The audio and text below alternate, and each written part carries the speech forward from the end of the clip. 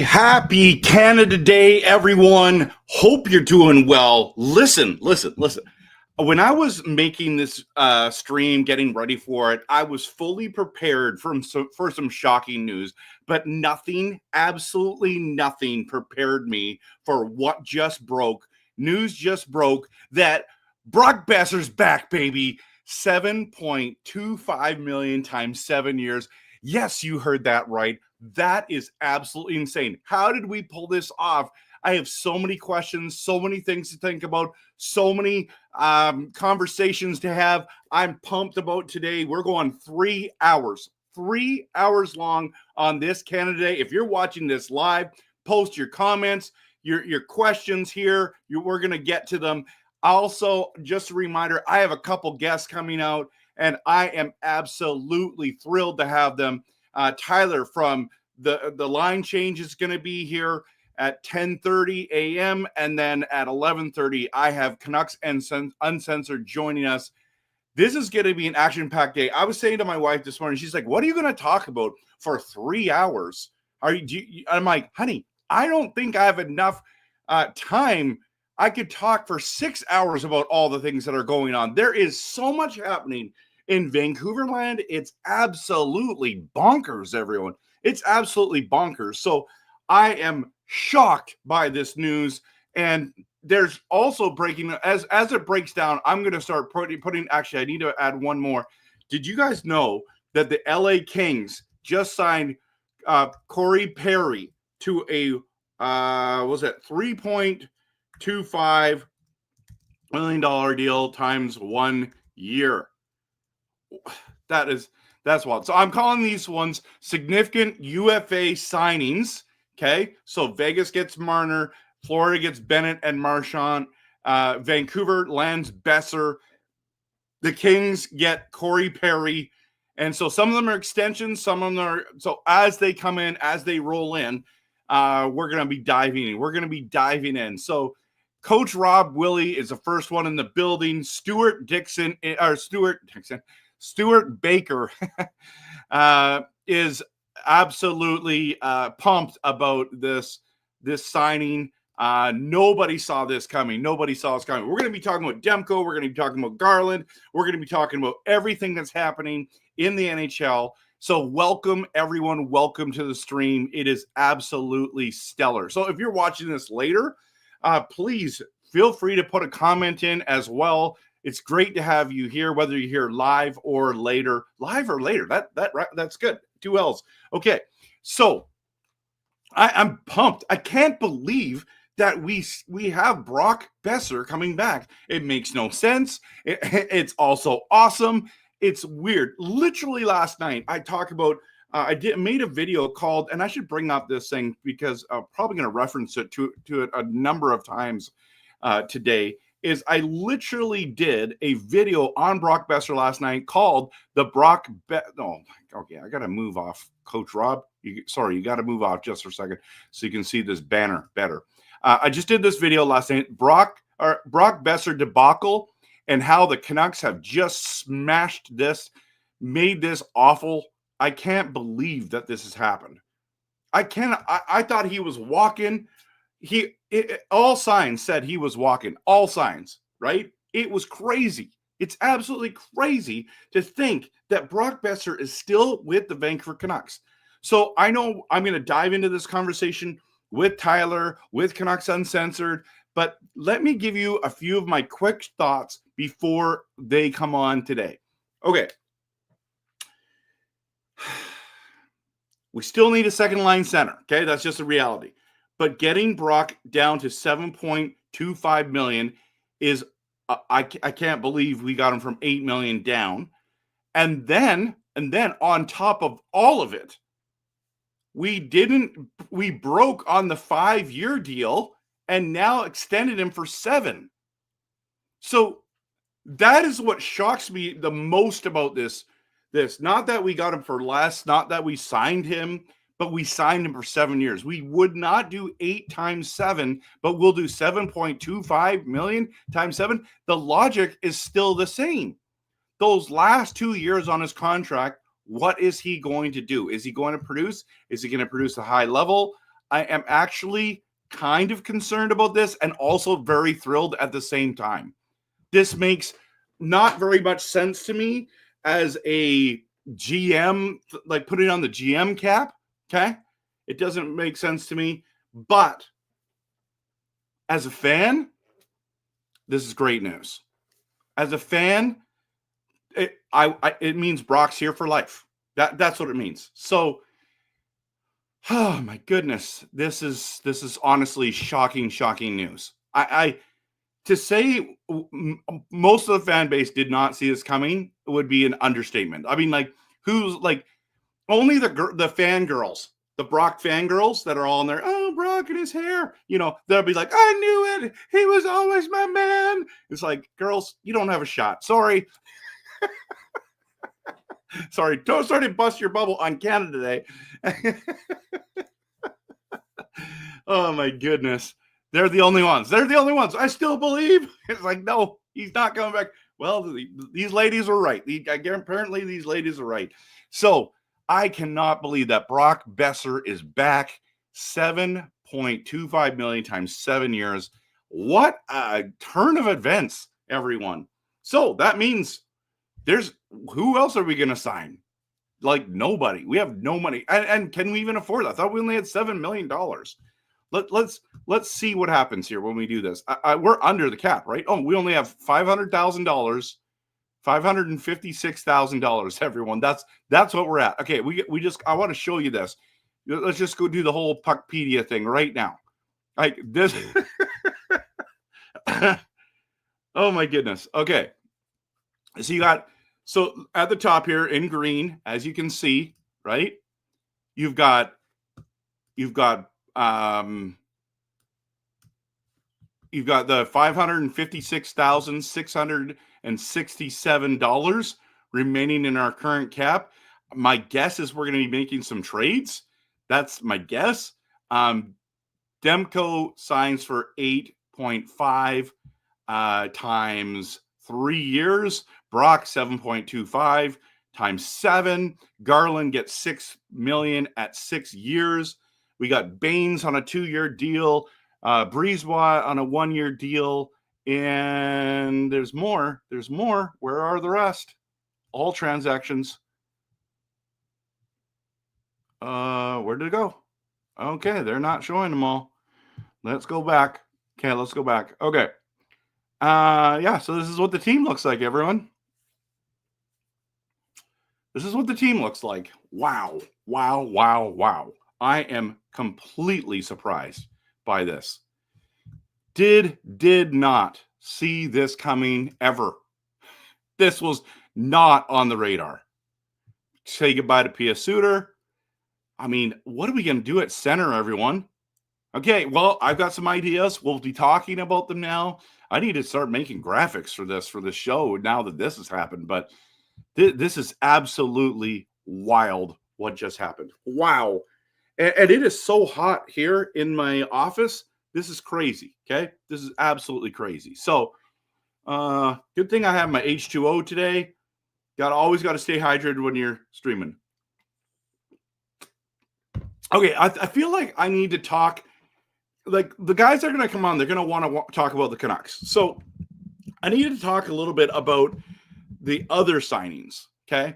So, as you can tell,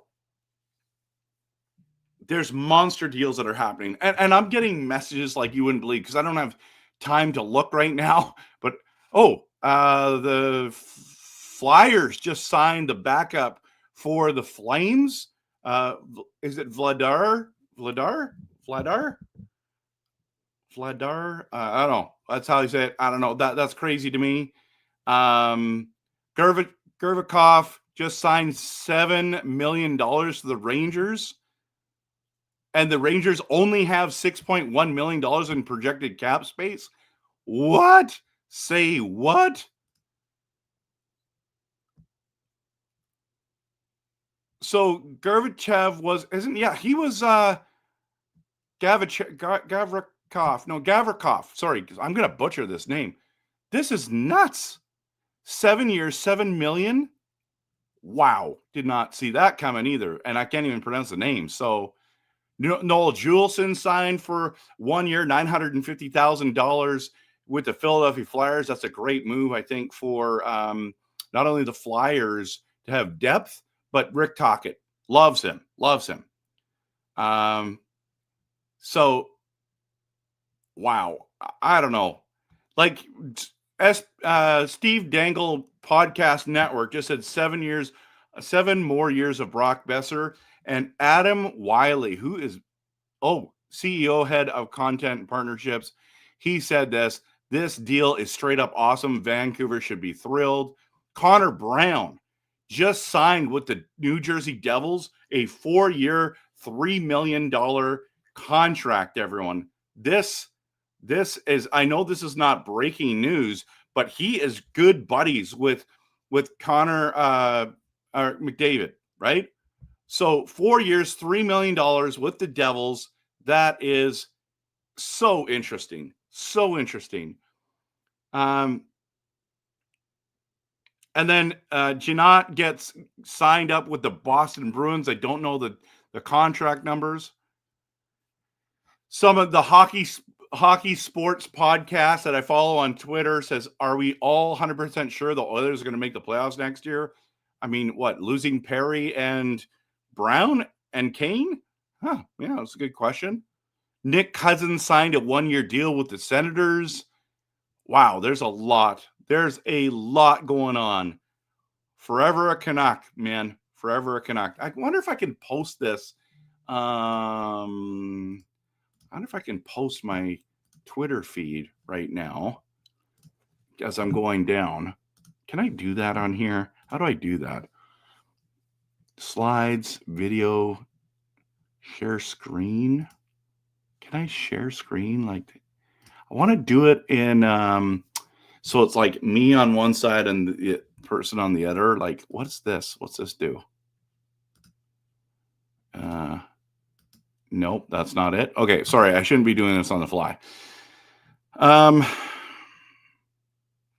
shocked. Okay, I need to get some comments here because all you guys and girls that are here, this is great. This is great.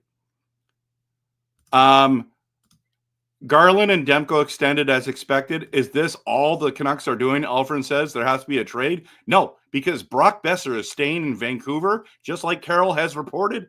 This is so many people are happy with this news. I don't think Vancouver's going to sign anyone else. But in saying that, hey, Philip, good to see you. We have no cap space left. Big Hog Hockey is absolutely pumped. The Beer Baron is pumped about Brock Boeser. What a way to start the day. Absolutely. Cousin Vinny is in the building. This is awesome. Man alive. This is crazy.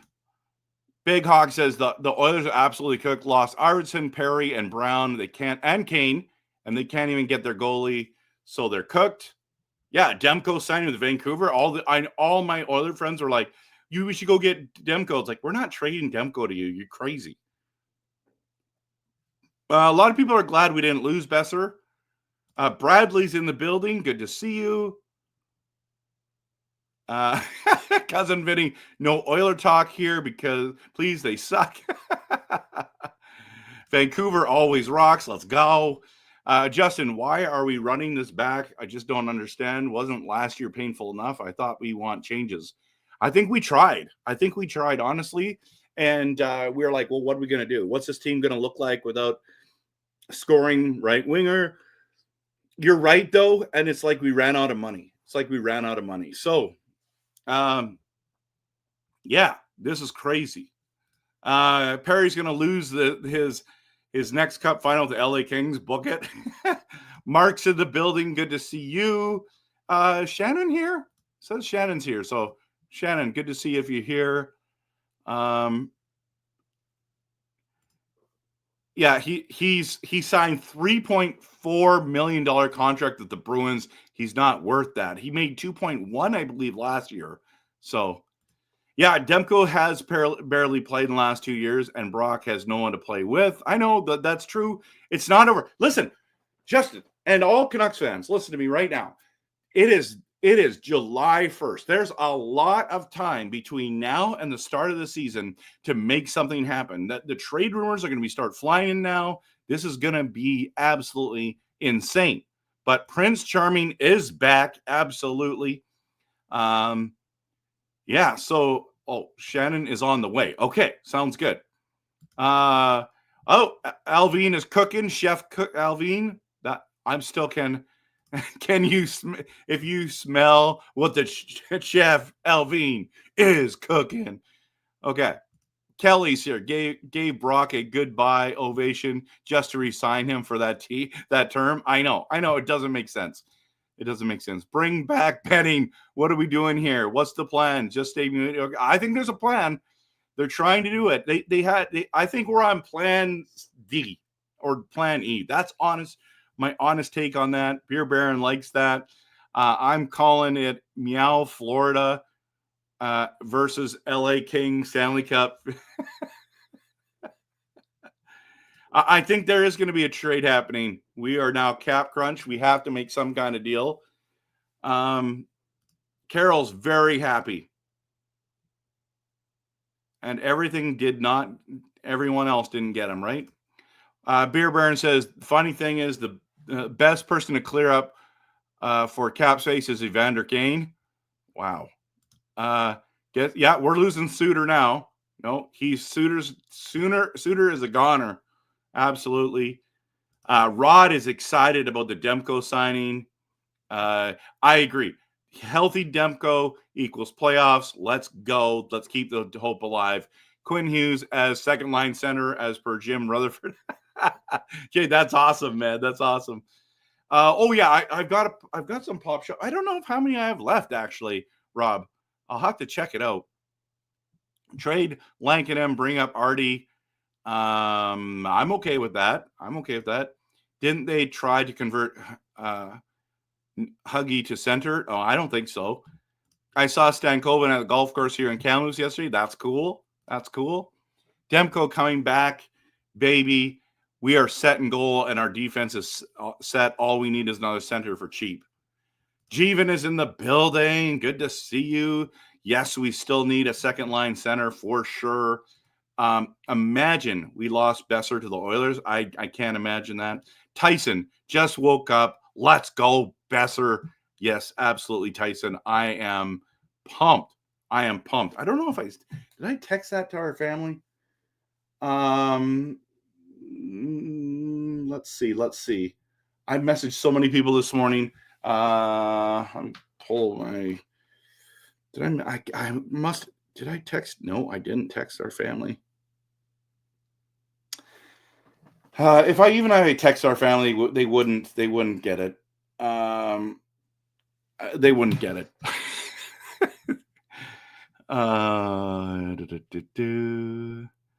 Nick Cousins not related to me. I love it, man.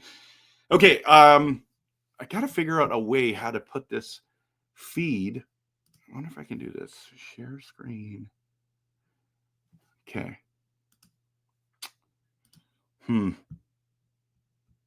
Well, I'm gonna refresh. Refresh. Wow. Okay, I want to show you guys this. This is interesting. This is really interesting. Okay. Big Head Hockey posted this. Canuck lines next season. Evander Kane, Pettersson, Boeser on the top line with DeBrusk, Hedl, Garland, Joshua, Bluger, Sherwood, Höglander, Ratu, and O'Connor.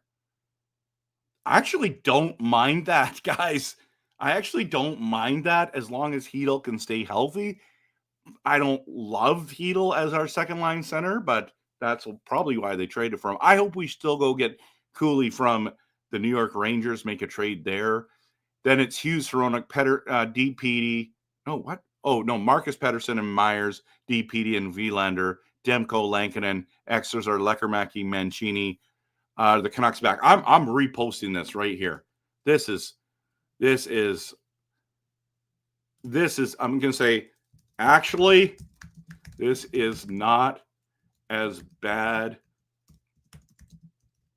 as I thought it would be. Playoffs, baby. That's what I'm going to say. No, I just said Brock's back, baby. Isn't that what I say? Playoffs. Let's do question mark like this and then say 100%. Okay, and then believe, all capitals, everyone. Believe in blue. Let's go. Let's go. Okay? Let's do it. Let's do it. Okay, this is too good. Go Canucks. Go. I'll just put that as the thing right here. Okay, here we go. We'll do it this way. This, make it look a little cooler. Done. This is awesome. Okay, signed. Okay, gotta stop sharing this. But of course, I have cousin Vinny's comment still there the whole stinking time. And why doesn't it default to this? That's what I want to know. Oh my goodness, guys, that is something. Hey, that is something. Okay, let's go home. Let's go home. Look at this. Look at this. This is beautiful. Now the notifications are coming in. Here we go. Oh, Joe is already liked it. Big Hog has already liked it. Let's go. Okay. My voice cracked there, I think. Let's go. Okay. Anything? Oh, hot take. Hot take hockey is on the Bleacher Report? Are you kidding? Well done, buddy. Good job with Frank Saravelli. Hey, look at the big board. Brock Boeser's gone. He's in Vancouver. Look at all these other guys. This is nuts.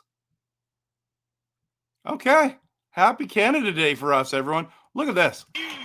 Oh, I shouldn't have the sound on or else they'll probably flag me for it. Remember this goal? 12 seconds, 10 seconds, shoots, got it. Let's go. Oh, this is awesome. This is awesome. Okay, this is so dumb that they always do these sensitive. This is sensitive content. Love this one, man. Tommy, love it. Love it. Okay. There's not lots going on there, but man, I am still in shock. Absolutely in shock, everyone. How did we pull this off? Okay. Oh, my goodness.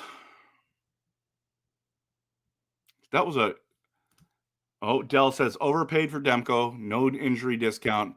Yeah, the injury discount, Dell, is 3 years. Getting paid Hellbuck money. Well, everyone's going to get paid more than Hellbuck coming up, so cap's going up. Yeah, you Tyler, we'll talk about this when you're on, man. Tyson says they have to trade for a center where they trade money out now. Good thing they didn't sign one because prices are nuts. Dvorak got $5 million, right? Oiler fans were all hyped for Brock and Demko. Now they're acting like they never wanted them. Exactly. Fitness King, it says they better not trade Sheelows or I'm going to the GM office and raising hell. You know what? It's almost they are going to trade him because if you don't, you lose him on waivers. So, yeah. Yeah, and unfortunately, happy EP40 day. Not he is the Vancouver Canucks did what they did. Guys, it's kind of sad if you ask me. Isn't it kind of sad if you ask me? I mean, it's like this is the opportunity we had, but you know what? If he bounces back, I'm honestly happy with this deal. I'm not surprised they didn't trade him at this stage. Last week has been nothing really to report on. So we're quote unquote stuck with EP40 and good, the bad, the ugly. Hopefully we win a cup with EP40. That's my hope. Shannon, you are here. I like Kane coming to Canucks and the 15th pick player, Coots. Sorry, don't know how to spell his name. It's Cootes.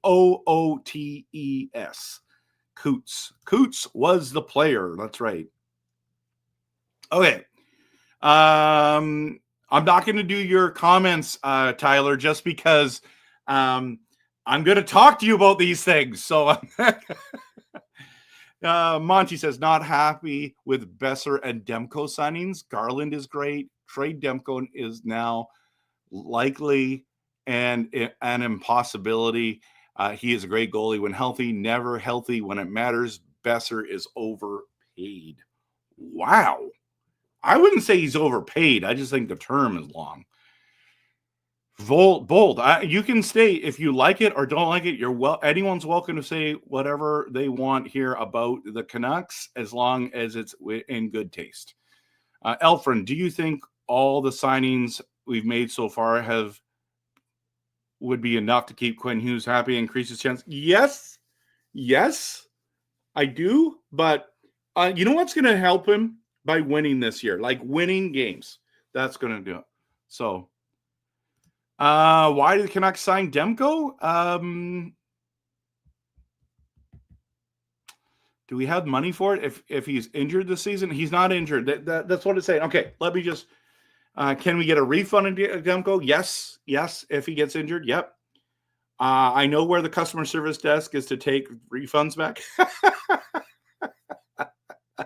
Okay. Shannon, great questions. Let me just quickly answer them. We did have the money. He was injured last year. They are declaring by signing him that he is healthy and they're excited and he's ready to go. Can we get a refund for Demko if he gets injured? Yes, you can put him LTIR, and that's what probably the plan is if he can't go. So, okay. Carol says line change. What do you think of the best year? Okay, he's going to be on in a second. I don't think Boeser's overpaid. I think it's a good contract. I just don't think he plays well without a playmaking center. That's a great point. These aren't moves. These aren't good moves to keep Quinn. I know. Big Hog, Sammy Blaze is not coming back. They let him go. So, I mean, I hope he comes back, but I think he'll go to somewhere else. Okay. It's Blade, not Blaze. Sorry. I wonder who will sign. I don't know who that is. Winning will keep Hughes in Vancouver. Absolutely. Would you want Rossi or Granlund? Yes, absolutely. If you get either, I would go Rossi. That's true for me. Got to be Sherwood. What do you mean? Canuck era. Sherwood. That he's going to be gone or re-signed? They're going to re-sign him. Simon, good to see you. Happy Canada to you as well. What time are we at? Oh, we're at 10:30. I got two more. No, Juice, and thank you for your service as a Canuck joining Talk It in Philly. That's right, Steve. Okay, I got to bring on our latest guest, our first guest, the guest extraordinaire. Okay, I don't know how am I gonna introduce you, Tyler? The greatest line change podcast in the history of podcasts. Tyler, welcome to the stream. I don't know if that was good enough or not. Oh, that was perfect, man. That was perfect. All right. How you doing today? I can barely talk. Like, I'm still shocked. That was like what? The Boeser stuff was like an hour ago. I mean, I'm already, 5 videos deep, and it's not even 11 o'clock. Wow. I haven't slept. Since when? Yesterday? Yeah. I didn't sleep. I've been up all night trying to get things ready. I mean, this is my first July 1st since I started the channel, so I was hyped for it. I want to get a bunch of graphic stuff done for it, and I've been up all night doing that. And then I figured I'll do that Brock Boeser goodbye video, and Jenks, they sign him. So. And when did you release that video? Was that yesterday? I think it was, I want to say maybe just after 7 a.m. This morning? Yeah, this morning. Oh, that's why I haven't seen it. I was watching your other one. I can't remember which one it was now. Oh, the Boeser. Oh, the Kyrou one. I was watching that one this morning. Yeah. Well, I'm glad to have you here. Okay, I need to hear your thoughts on Brock Boeser, Demko, Garland. Go. I want to hear what you have to say about these. I'll start with Garland. I'm hyped for Garland. We knew about it within the last week that it was leaning towards that. I was like, yes, do it. I absolutely love Garland. I was a little surprised by the 6x6, but at the same time, lock him up. Garland's a leader, and definitely pleased with that. Demko, I'm okay with. Obviously, I love Demko too, but obviously there's that not speculation, but hesitance because of his injuries. Yep. I did think 8.5 was a little steep. Like, I was not expecting that. No. I was actually expecting more term. So I'm happy with 3 years for sure. I'm okay with that. But the money, I was like, yikes, that may not age well. But at the same time, if he's healthy, that's a steal right there. And it puts him in the top 4 highest paid goalies as well. It's wild to think about, right? Yeah. Like, okay, so from a production standpoint, it doesn't really make a lot of sense, right? Mm-hmm. Because if he's had one Vezina Trophy candidate year. He's had a few glimpses of amazingness. Like, don't get me wrong, I love him, but like 8.5 million for the production level is surprising to me. But is that surprising to you? Because I don't know. Yeah. I get why. Like, I totally get why. But it's wild, don't you think? Oh yeah, absolutely. Like, when they initially started talking about like, oh, there's going to be an extension, I thought they were going to start at maybe a little after 5, 6, like, but I did not expect 8.5. When I saw 8.5, I was like, whoa, like, that is, I don't want to call it an overpay, because if that's healthy, like non-Popliteus injury Demko, that is right in his wheelhouse. Yeah. But because of the injury, it's like, what if he gets hurt? You're gonna have to deal with that for the next 3 years. But they do have that safety blanket in both Seelovs and Lankinen. Although now I think this basically means Seelovs is being traded. Yeah, you're probably right. Yeah. And Lankinen has his no move clause kicked in as of today. And then Demko has a no move clause starting next year. So, and I doubt they would trade Demko after signing him to this. So, yeah, I mean, maybe if you get a smoking deal, but like, how do you pull this off, right? Yeah. I think I saw who was it? I think it was Cam Robinson sent out a tweet earlier this morning saying, first off, the Canucks are now tied up $13 million in their goalies between Lankinen and Demko. And then he Yeah. also sent out a tweet about between Garland, Demko, and Lankinen. That's 20 million right there, just those three. And then Florida has that type of money with Marchand, Ekblad, and I forget the third person. I mean, he's not wrong. Yeah. He's not I saw wrong. that tweet and I was like, wow. Like, we paid the same amount of money that Florida paid for those three for Garland, Demko, and just Lankinen, just alone. Right. So I thought that was interesting. Yeah, it shows where the two different franchises are at, right? Yeah, yeah. Elfrin's right. I believe it was Bennett. Yeah. It was Bennett? It was the third, along with Marchand and Ekblad. Yeah. Bennett, Marchand, and Ekblad. That's crazy. That's crazy. Yeah, that Marchand contract blows my mind. It's totally shocking to me too. Yeah, I saw that at work yesterday, and I was like, "Huh? Like money? Why would they do that? Money, sure. 6 years? Like, he's gonna be 43 when that contract's down. Is he gonna even still be playing at 43? It doesn't make sense. It doesn't make sense. No, but okay, it does make sense that you're like, well, it is what it is. You know what I mean? It's like we're gonna be fine. You know, we're gonna like one of the guys said, oh well, they'll just buy him out at year 3, but you're gonna buy out like $6 million for 3 years. Yeah. That's bad business, isn't it?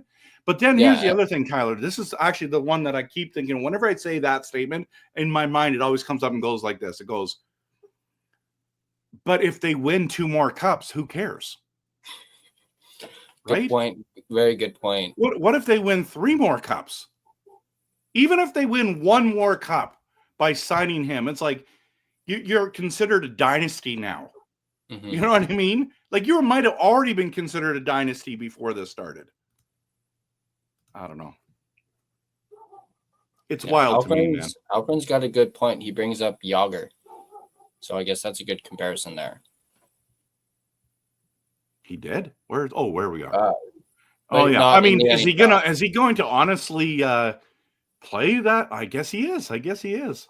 And I made that video a while ago. I remember, I don't know if you watched that one, but it's the one about age doesn't matter anymore. Yeah, I saw that one. Yeah, and that one is, I mean, apparently that's the case. So, well, clearly Marchand really liked it in Florida, and I think I've seen some, is it comments or tweets? I forget where, but something about DQ. Apparently, he really likes DQ in Florida. Yes. So that is so funny, man. DQ. Well, I mean, it tastes good. So what are you gonna say? Yeah. I can't argue with that. Betting players still sticking around. Angelo says, "What do you think about that, Tyler?" I don't know. Was not the biggest betting guy, but hey, he brought in Boeser, the likes of Boeser and whatnot. So. Okay, hey, at least he did something right, bringing in Boeser, drafting him. So yeah, oh for sure. I agree. He did it actually. What's crazy is he did a lot more good things than we realize, but the bad ones stick out. So like the OEL one was awful, but we kept Garland. Yeah. That's what I keep saying about the OEL deal. Is yes, it sucks that we're paying that right now. But hey, we got Garland out of it. So. Yeah, exactly. Okay, I'm not liking this backdrop on the hair that I made, so I just made a new one while we're sitting here. Let's see if this works. Does that look better? No. Yeah. It's okay. Okay, so sorry. I those things matter to me. I don't know why.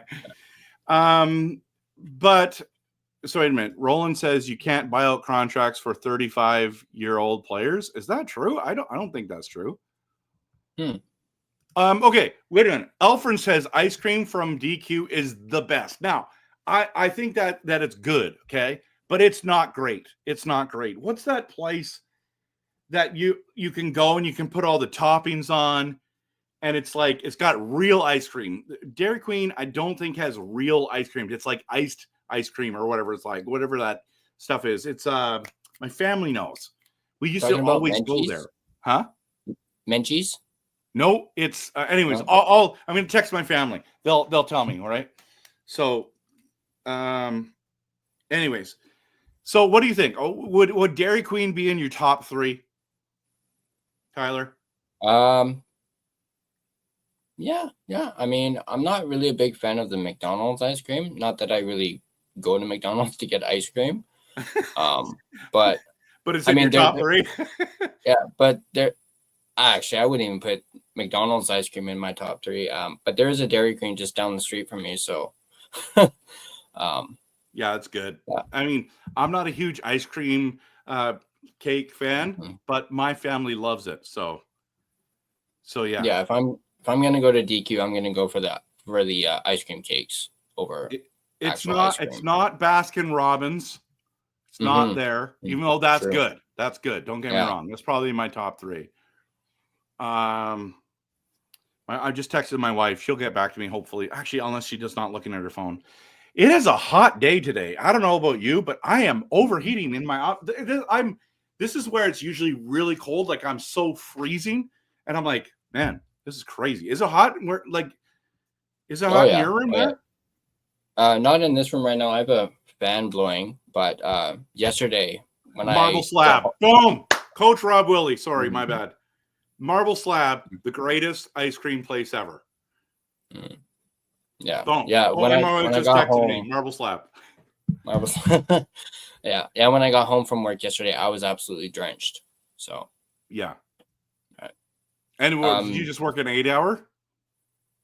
8.5, almost 9, technically. Yeah, it was hot yesterday. It was awesome. Yeah. I guess summer's here. Yeah, Darren Dreger just tweeted something 4 minutes ago about Byram. Basically saying things are percolating around Byram. Trade conversations are happening with Calgary, Vegas, LA, and St. Louis. Wow. For Byram.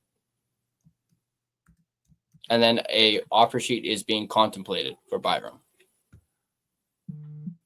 Canucks Digest just messaged me and said, tidy work from Alvin and Jim so far today. Very happy with what's happening. And I said, who's our second line center?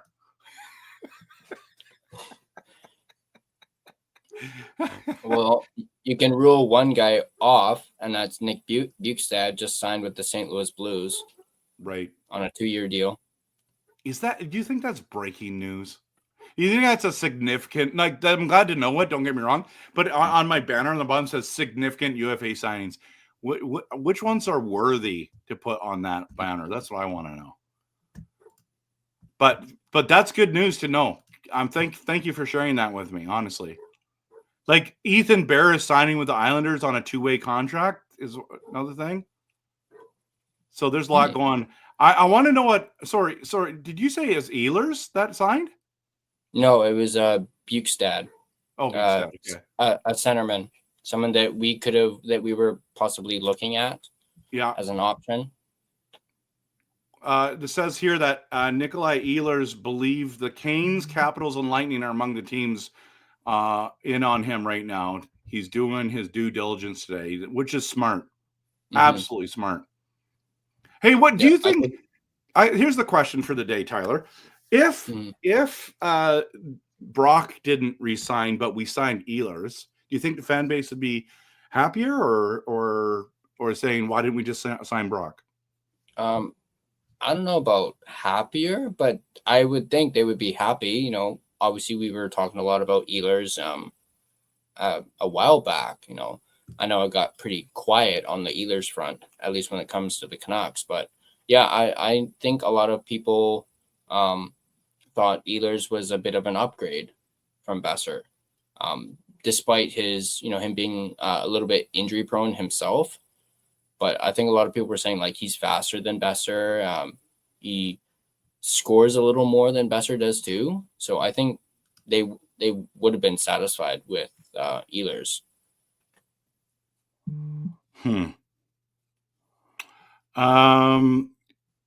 Sensei Dean says, how much cap space do we have now? We have, according to Puckpedia, we have 500,000, just over $550,000. That's it. I don't know how that works because we just gave Brock an extension, but oh no, I guess that makes sense because no, we only had 7 million. Yeah, okay, yeah. That's what it, yeah. So it's right. It's right.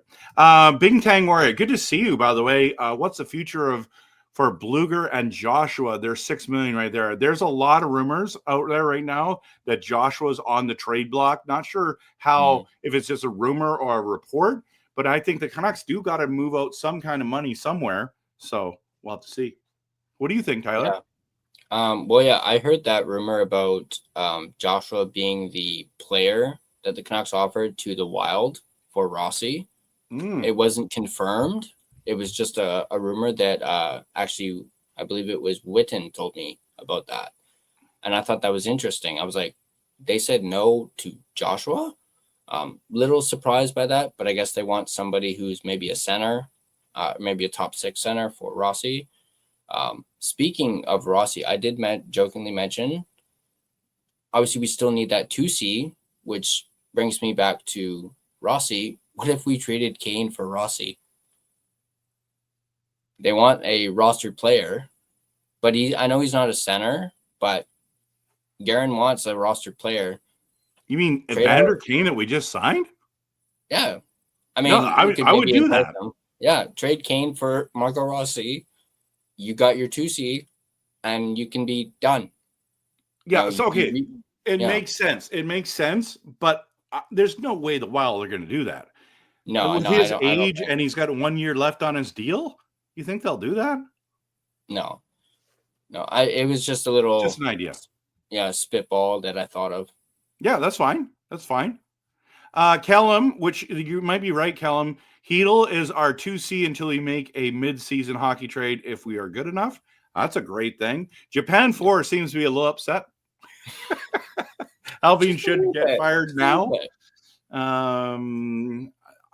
You know what? These kind of comments are honestly going to be getting more and more traction if we don't have success in the future here in the present, and then in the future for sure. Michael says, I really want to see how a healthy Joshua will come back this year. Would be a shame if they traded him. Yes. Unless you can upgrade, then see you later. Like it's the business of sports, right? 2C, Kevin says they signed Ratu for 2 years. That kid is better than Horvat on faceoffs. Okay, but is he at Horvat's level for the rest of his game? Because that's like Horvat is the classic second line center, right? That's what every team is looking for, a Horvat, right? So I don't know if Ratu's there yet, but I mean that's why he got drafted high though, Tyler, right? Ratu was supposed to be a second line center. Can you imagine? Could you see him developing into that role? Like, or is it only a 3C guy in your mind? I could see that be like his ceiling, being a 2C. Like eventually, maybe in a few years, he could get to that. But I'm not quite sure if he, will or not. But I do think that is his ceiling for Ratu. I think I even said that a while ago that he could possibly down the line eventually become a second line center, maybe further along in his career, depending on if he produces. He could even be maybe not necessarily on the Canucks, but a first line center like 5, maybe 6 years from now. Wow. Yeah. Apparently Connor Garland just said we're not surprised at all seeing Brock re-sign today. We are all in touch with him the last few days. Wow, that's cool. I love that. The teammates getting in there. Come on, man, come back. We need you. Uh-oh. Jacob Doodle is going to be upset. Anthony Mantha reportedly signing with the Penguins. That would have been nice to have his size, eh, Tyler? Yeah. I was actually kind of looking at him, before all this Boeser stuff happened. I was like, Anthony Mantha, he's a big, tough guy. we need more toughness. We can't just have one tough guy in Evander Kane. Need at least maybe 3 or 4. But I'm surprised he's going to the Penguins. I am too, man. I am too. Oh, I guess it was probably because of money, right? Mm-hmm. Like, this is your chance to make your money. You haven't made a ton of money in the NHL yet. Like, I don't know, maybe he's made more than I think. Maybe I should bring that up. Because what is he, Pittsburgh? Oh, it's not a done deal yet, so I can't. What is he, Detroit? He's on Detroit currently? Who, Mantha? He was with Calgary. No, not this year. He was with Calgary? Yeah. What? Let me just see that. Yeah, he was with Calgary. Man, you're so smart. That's why you're here. Yeah. I mean, got to keep me in line. Okay. I'm just doom scrolling right now, so. Doom scrolling. Uh-oh. There's lots of doom and gloom. Okay. So it says his current contract was $3.5 million. So, he's made a lot of money. He made $5.7 million for 1, 2, 3, 4, 5, 6 seasons. Golden Knights, Capitals, Red Wings, and then he re-signed with the Red Wings. Or he had his contract went $863,000 for 3 years, entry level. Then he got paid by Detroit $3.3 for 2 years, then jumped to $5.7 with Detroit, and that's the extension that went 1, 2, 3, 4, 5, 6 years, and then he made $3.5 with Calgary. He has made a lot of money. Okay. All right. So people are mad at Japan 4. Okay. Japan 4. Listen, I like that you said that. Okay.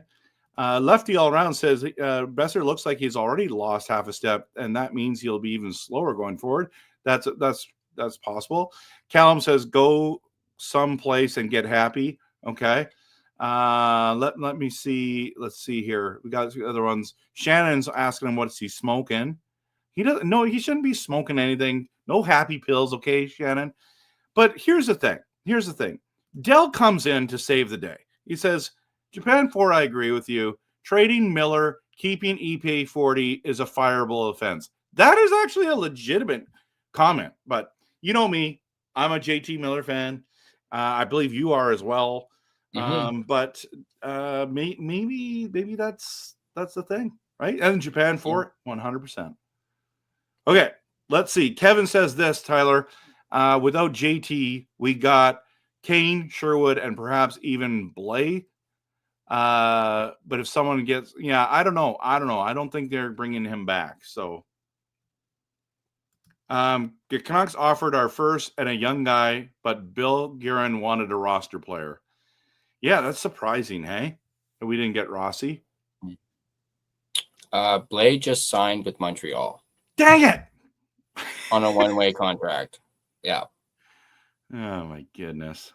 I'm pretty upset about that myself, as I really wanted Blay on this Canucks team after that Abbey playoff run. Yeah, absolutely. And also, Big Hog Hockey is also breaking news right now, too. That's great for Blay. But Michael is trying to bring us back to reality. Sammy Blay isn't a unicorn. They can find another guy like him. But what did he sign for, though? That's what I want to know. But why wouldn't he sign? Doesn't say money. It just says one way. And Montreal apparently signed Capo Kakinen, the goalie that Abbotsford beat in the finals. Yeah. So now Sammy Blay and Kakinen are on the same team. Yeah. Just wow. Oh. Okay. So, going back to the Alvin conversation, okay? He's sitting there and he's saying, Canuck fans, at the trade deadline, if you saw what I got offered for Brock Boeser, you would have ran me out of town. So he says, no, we're going to stick with them maybe our owner says, no, let's try to make the playoffs. Let's go. We need to put our best foot forward, try our best. We ran into injuries, couldn't pull it off. You know what I'm saying? So hindsight 2020, if you would have said to me after the trade deadline, don't worry, he's re-signing with Vancouver, then I wouldn't have been upset. But because he was walking, I was upset. What's your thoughts now? Hindsight 2020, all the drama, what Alvin said. Do you just wish that we had moved on from him and just went another direction, or are you happy that he's back? Well, I'm definitely happy he's back. But obviously I was under the impression he was as good as gone. Yeah. Or I wouldn't have put out that video earlier this morning. I'm going to watch the video all the way through just so you get another view. Okay. I appreciate that. Yeah, no, I'm happy about the signing. But yeah, with Alvin's comments, I think I posted this in the chat. What if all along it was a swerve? And maybe, I mean, I don't think Alvin's comments were a swerve, but maybe Brock was trolling all of us and he was going to sign regardless. He just wanted to wait till the last minute. Just a little idea I had in my head was going like, because that was relatively fast, that signing. Like Brock didn't even last an hour on the open market. So it really made me think, like, was he going to do it all along? But that might be wishful, or not wishful thinking. That might be, just me just being crazy and still trying to process this, But I do think that comments from Alvin did, bother him, obviously. I mean, obviously it bothered me. It bothered a lot of Canucks fans as well. And then Alvin went and did it again at the draft, stuck his foot in his mouth with that comment towards Coots. Refresh the stream with what he said. I believe he said something along the lines of, welcome back to the other side of the border or something along those lines. Yeah, I heard him say that and I was like, what are you doing? Like, shh. You should be congratulating him, not making a sly little comment about the border, especially while we're going through stuff in that area. And then, yeah, he got booed because they were in LA. So, but yeah, your first thing you say to him should be, congratulations. You kind of made it about you and not him, which is, to me, is wrong.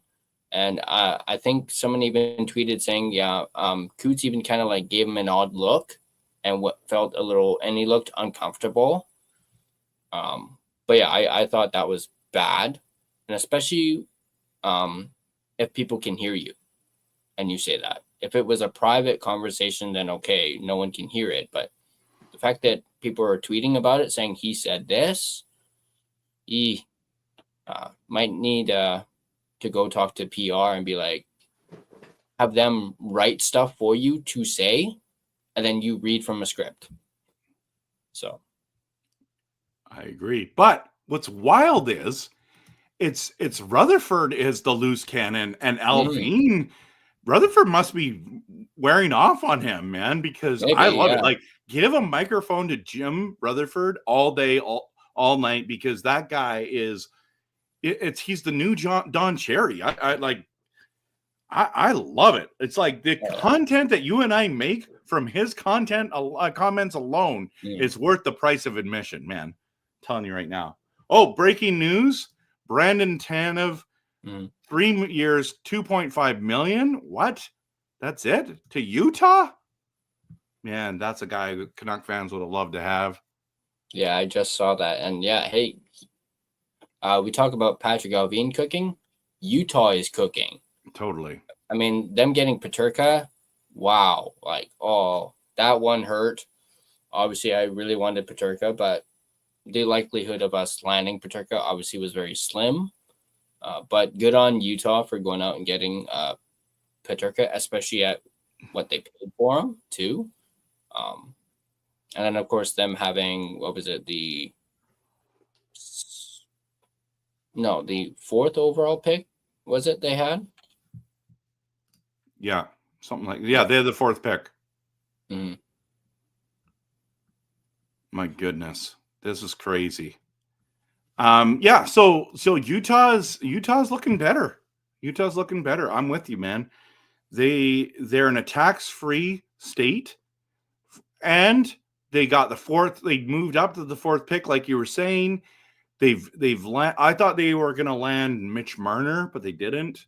But we'll see what they do here. Okay.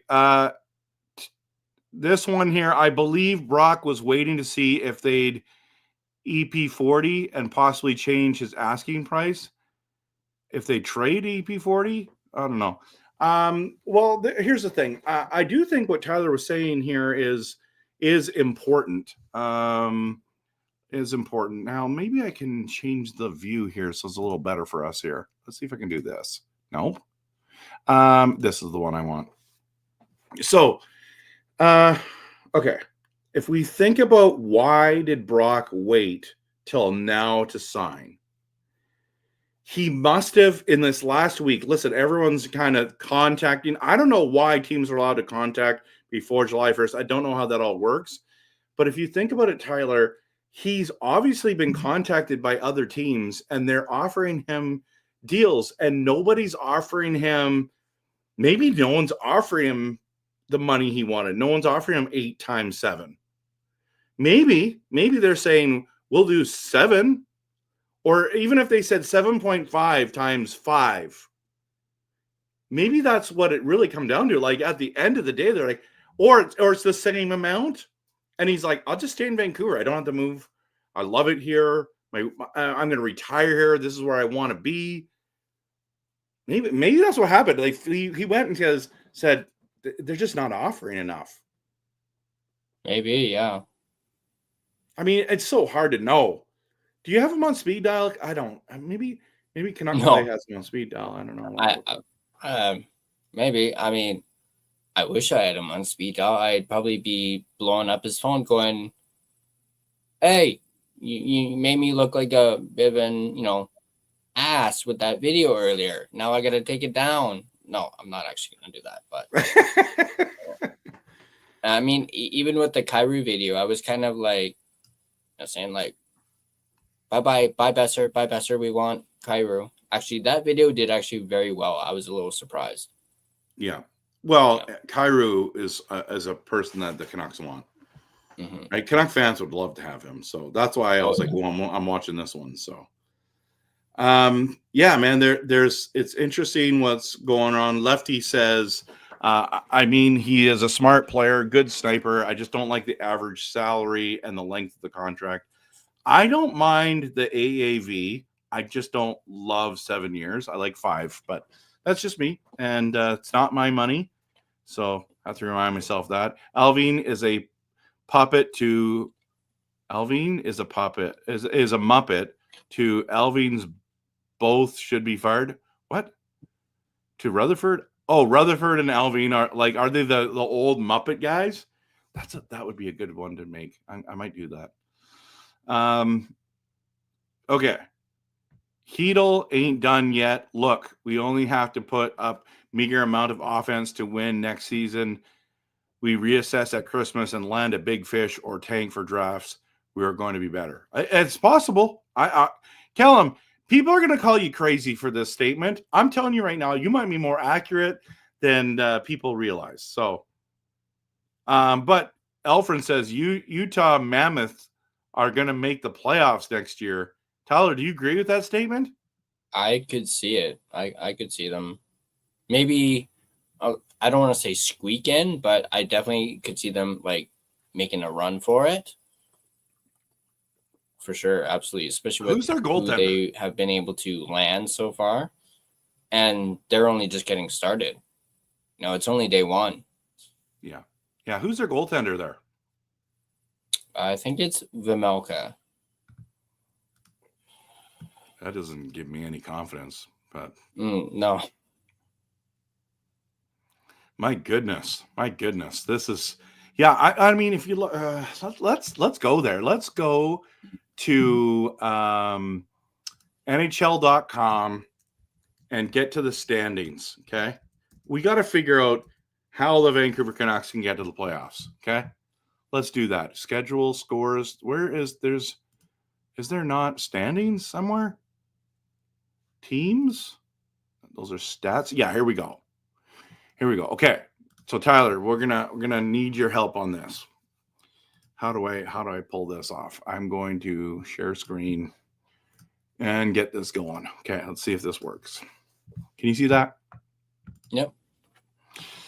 All right. So we'll just go with the Western Conference if we can. All franchises. Nope. Maybe not. How do we get this? Okay. Scores, schedule, news, fantasy players, teams. No. Standings. Found it right here at the top. Okay. We're going to go conference and we're going here. Okay. So Winnipeg was number 1. So basically, let's start at the bottom. St. Louis, Minnesota, Edmonton, Colorado, and LA Kings. Out of those teams, because the other 3 probably are shoe-ins. I think Edmonton's a shoe-in too, but maybe not. Vancouver, Calgary, and Utah all just missed the playoffs, right? So who do we leapfrog? Minnesota, St. Louis? Those 2 might be the ones, hey? Yeah, I mean, I could definitely see us leapfrogging Calgary. Yeah, maybe St. Louis or Minnesota we could leapfrog. And then obviously I could see Utah leapfrogging Calgary. I would not be surprised if Utah is right on our butts when it comes to the playoffs, or like right behind us in a playoff race. We may actually even have to possibly compete with Utah if we were like lower in the standings and fighting for a playoff spot like we were this past year. I could see us going toe-to-toe with, or rather battling with Utah for a playoff spot. Yeah. Alfred says Utah ended the season 1 point behind us in the wildcard race. Yep, that's right. Japan 4 is on the opposite view of me. We're definitely not making the playoffs this year. Okay, that's fair. It's fair. Kevin says Edmonton and Vegas will fail. Ducks and Utah will make the playoffs. Canucks in 2, replacing LA. Okay, wait a minute. So Edmonton and Vegas will fail. What does that mean? They're making the playoffs with those teams. They're not making the playoffs. Like fail in the playoffs, fail to make the playoffs? Come on, Kevin, if you're saying what you're saying. I understand that, Mr. Magic has a point here. Oilers are not going to be as good. You think they get to 100 points this season, Tyler? I think they do. Yeah, I mean, I'm going to go ahead and go out on a limb and say, yeah, even though they, like what Mr. Magic mentioned, Corey Perry's gone. They just lost 3 players. And they still have Skinner, and they still need to go out and get a goalie. But yeah, they obviously with them re-signing like Bouchard and whatnot. They're always a shoe-in for a playoff spot. I'm not necessarily going to say they're going to be in a top playoff spot, but they're at least a shoe-in to at least make the playoffs. Yeah. Well, and right now they only have $4.5 million in their current cap space. That they don't have Corey Perry on there anymore. It's because they signed Bouchard to $10.5 million, which is insane. Yeah, don't even get me started on that. Yeah, that was awful. But I mean, he's got to make more than Nurse, right? Mm-hmm. Okay, so Mr. Montreal says Vegas also lost Pietrangelo. Yes, but the thing is, they went and got Mitch Marner. So I don't know. I think that's amazing. So Dylan says Utah was on our butts last year. They were the same team. They got better. Yeah, I mean, I guess the argument is Canucks didn't get better. Oh, no, actually, okay, think about it. So are the Canucks better today than at the end of the season?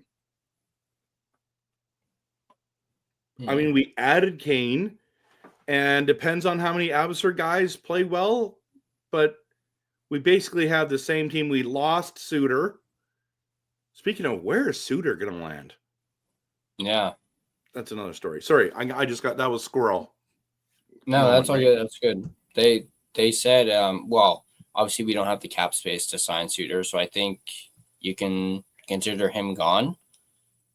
Even though they said it would go down to the wire, and it's not even noon yet. But I think if they are wanting to re-sign Suter, they're gonna have to move out some money. So Praveen ain't done cooking yet. So, but well, if we make a trade, right? Yeah. Justin says we are a wild card team again. Oilers, Vegas, and Kings are ahead of us. That's fair. That's fair. Mm-hmm. Now there's injuries that can happen. Things that can happen. So we'll see. We'll see. I'm not ruling it out yet. Wow. Okay. Kevin says Oilers and Vegas have goaltending defense issues and fail. Okay, but what does that mean? Fail? Like, don't make the playoffs? Fail? Don't they lose in the playoffs? Okay, I'm okay with that. I don't know. I don't think they're not missing the playoffs. Kevin, you can't be saying that. Michael says, as flaky as Skinner is at $2.6 million, it's hard to beat the value. Really? That's all he makes? I got it right here. Yeah, 2.6. Pickard only makes $1 million. That is crazy. Mm-hmm. They 3.6 million. We just signed Demko for 8.5. Lincoln makes more than both of those goalies. Yeah, and the Canucks have 13 million tied up in goalies. But I don't mind that so much. So 10 more million for the Canucks compared to the Oilers. Yeah, and they went to the finals. Okay, but they lost. Okay, let's use Florida as an example. Okay. By the way, Florida is minus 2.175 million below the cap space right now. Just saying. So yeah, I don't know what they're over the cap. They're over the cap, so they're gonna have to move out some money. Okay, so their goaltending situation right now is basically $11 million. $11 million. Dang it. Okay. It's frustrating. I mean, Bobrovsky's awesome. So let's just how much of that is Sergei of that 11 million? 10 million. 10? He's the second highest paid goalie in the league. Shesterkin is the one that's higher, 11.25 million. So yeah, I know exactly. The Nurse and Bouchard accumulate for 20 million. That's what you can pay those guys that when you're paying your starting goaltender 2.6 million. That's it. Justin, we talked about it. Maybe no one wanted Brock just at the deadline. That's possible. Could be. I mean, if you guys watched my video from last night, you would have saw the stats. It's not good, everyone. It's literally not good. The Brock debacle is not good. He scored 40 goals. This is high, not this year, last year. And he's never scored more than 29 goals it was his rookie season, bro, that he got 29 goals. And he's been under that his entire career. Now, part of it is injuries, for sure. But I say he's a 30-goal guy with the potential of scoring 45 when healthy with a good centerman. That's my opinion. I completely agree on that. So, yeah, we added Kane and lost Suter. Yeah, that's true. We could have goalie issues as well. Maybe. I don't know. What's the goalie issue for us? That Demko's not healthy? Lankinen's not bad. Yeah. Lankinen's good. That's why when people are saying like, "Oh, trade Lankinen," don't do that. I mean, well, one, he has a no move clause, so you kind of can't, even though you can still work around the no move clause. Yeah. But after the season he had last year, I wouldn't trade him. Especially what if Demko gets hurt and you got to rely on Seelovs? Yes, he was fantastic in the playoffs for Abby, but you don't want a repeat of last season because they trusted Seelovs and look at what happened. Although I do believe he's learned from that, especially during that Abby run. But yeah, so not Seelovs. Lankinen is your safety blanket for Demko. And obviously going into this season, from what I've heard, Demko is healthy. Last season, he was obviously injured for most of the offseason with that knee injury. So if he has a healthy offseason, I think he'll be okay, at least to start the season. But then it's just, essentially a matter of time before he hurts something, whether it's a knee or, pulls a groin or something like that, which is very common for goalies. But yeah, I think he could very well, and I hate to use this term for him, but he could very well be a ticking time bomb when it comes to an injury. But obviously, I want to be optimistic that he's going into the season healthy, a lot healthier than he was last season. So perhaps we might see Demko of 2 years ago to start the season. Right. And this point is too, Angelo says, not better, it got worse if PD is the same again. Yes, PD has to bounce back. There's no doubt about it. No one's arguing that. I think that, okay, so he only had 45 points, but what people don't remember is he played only 64 games. So let's just say on a bad season, he plays a full 80 games, 82 games, okay? What he gets, he's got to get at least 60 points with those extra games, right? Mm-hmm. And then do we make the playoffs? Possibly. Yeah. I know it's right. Now, 60 for 11.6 million, huge fail. But what if he scores 80 or 90 this year? We should be making the playoffs unless no one else on the team scores. Mm-hmm. So I don't know. Like, what do you expect? What do you expect Kane, Pettersson, and Brock Boeser line to do? Like, what are those guys going to get? Does Brock get back to 35, 40 goals? Does Kane, how many points does Kane put up? Does Kane even play on the top line? Maybe it's Höglander. I have no idea. Yeah, there's so many question marks, Tyler. Mm-hmm. I actually do find that line quite interesting. PD, Kane, and Boeser. I mean, because if you think about it, Kane's a playmaker, right? He's good at digging the puck out of the corners and getting it to somebody who's open. Maybe that can help Brock, as well as both Brock and PD, and maybe we'll see an uptick in goals for both Brock and PD. But also, I believe they also talked about Kane being a net front presence. Yeah. So perhaps Brock and PD could rack up the assists and just have Kane in the front of the net and just, pull in the old Kuzmenko from a couple of years ago and just standing in front of the net and getting those deflections. Yeah. But and that's the other thing. Sorry, go ahead. I am intrigued to see that line. If that is that line, I'm intrigued to see how they mesh and what the chemistry is like. The other thing that people don't talk enough about is that Brock Boeser actually is great on the boards. Mm-hmm. He wins puck battles. So that's an important piece. So does Garland.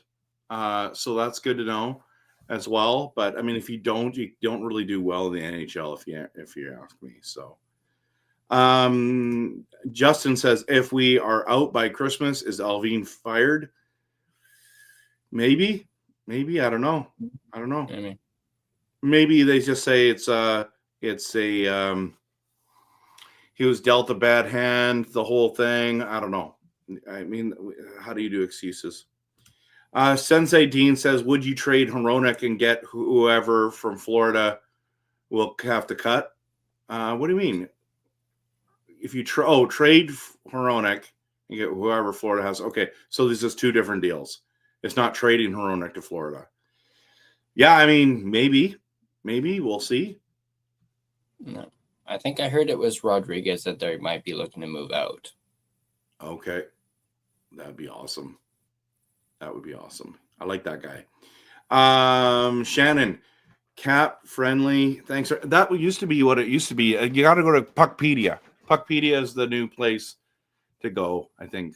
But you can do whatever works for you is fine. But Philip, Boeser is going to have a bounce back season. Book it. What does that mean? I guess he has to. He scored 25 goals, 25 assists, 50 points. If he doesn't, we're screwed. Excuse me. Okay, Michael, I don't think that that no one wanted Brock. It's not that it's not even lunchtime. They'd already signed the contract. Brock may have lost his nerve and caved. Possible. Very possible. Very possible, yeah. Goalie depth is one thing we do have. I agree. Mm-hmm. Dylan says Marcus Pettersson and Hronek's contracts are looking mighty fine today after all these D-men contracts we're seeing. Yeah, that's fair. It's fair. Mm-hmm. Okay, so Brian says pretty much same team, Kane instead of Suter, but overall EP40 will be a big deciding factor if he bounces back or not. Yeah, absolutely. That's what we've been saying this whole time. That's a good take. But he also says he really likes Hedl being a player myself and analyzing his skill, his speed and movement and just doesn't quite have the finish, but he can make a decent second line center. I mean, that's the goal and hope, right? Tyler, what do you think? You think he's a second line center or is he a third line center? I think he has the potential to be a second line center. It's just the concussion history that really blurs that, at least for me. Like if he's, completely healthy and has no like concussion history, absolutely. I think he has that potential, but it's just those injuries. I'm skeptical about it because of the concussion stuff. I mean, I think people forget he's only 25 years old. And he's already had like 5 or 6 concussions, which is insane to even, blurt out. 25 years old and you've already had 6 concussions. You're essentially, beforehand they said he was one bad one away. Well, I think if he gets one more, he's done. Depending on the severity of it, of course. But I do think he has the potential. I'm just hesitant to trust him, to be able to do a full season without at least getting concussed. So, yeah. No, I hear you. And I just really want Rossi too. So, yeah, but what's he gonna cost? Yeah, that's. Okay. If it's Joshua, well, it can't be the 15th overall pick now. No. Next year's 15th overall pick, I don't think you trade that pick because if you're in the McKenna, if we struggle, we might want to tank for him.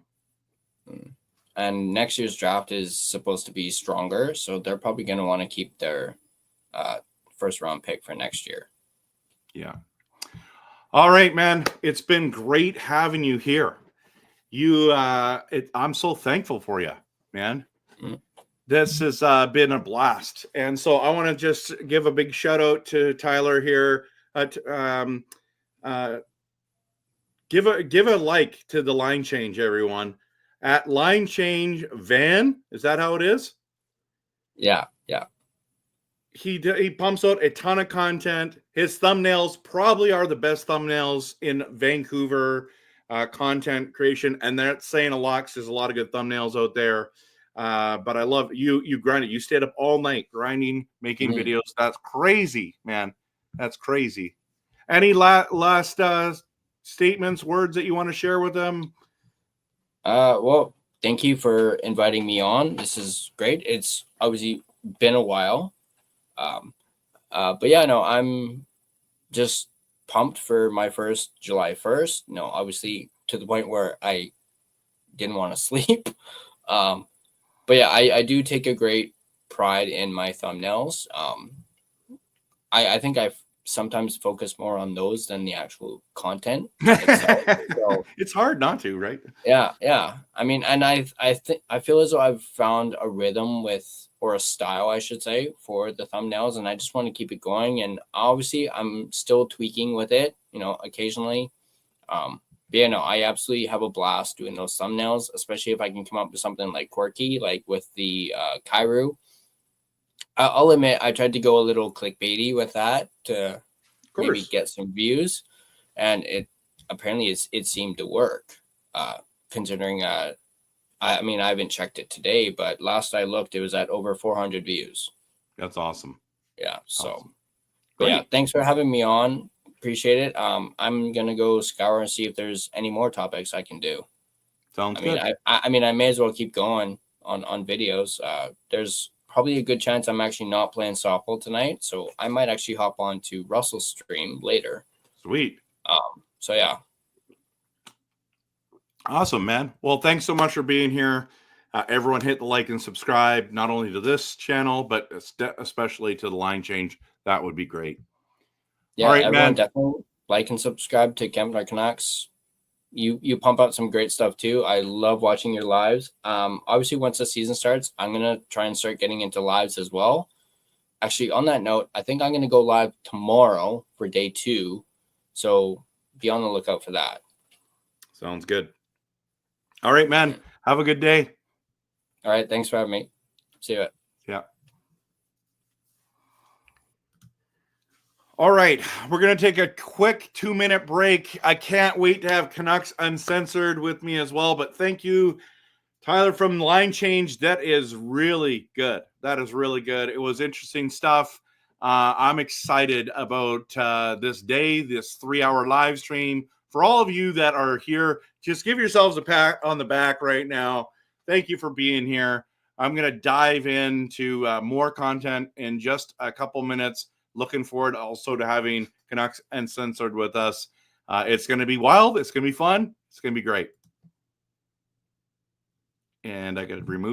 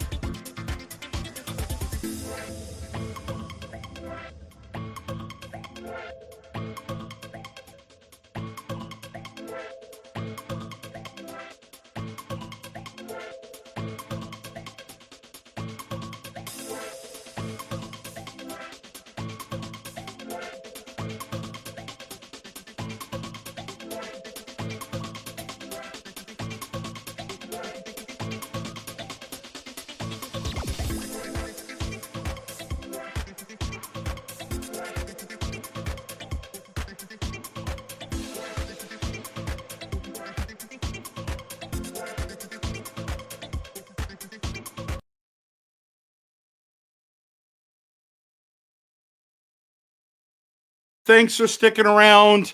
We have just under 200 people here in the live stream, and so thankful on Canada Day, July 1st, that you're sticking around, hanging out, talking about the free agency. This has been great.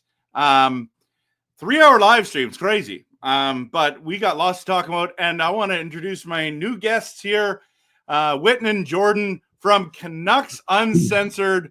I'll move this so it's a little better. Oops, I just took you guys out. My bad. Okay. Got you guys in. How you guys doing today? Happy Canada Day. Happy Canada Day, Rev. Good to see you. Good to see you grinding it out today on 3 hours. Holy, good for you. We're definitely admiring that, and glad to have all these people here with you and you having here with us. Yeah, what a great day. Great day to do this. A great day for the Canucks so far. Yep, absolutely. And it's been wild. That jersey is sitting there and behind you guys. It was going to be worthless a little bit, but now that thing is worth a lot. He is going to be a Canuck for the rest of his career.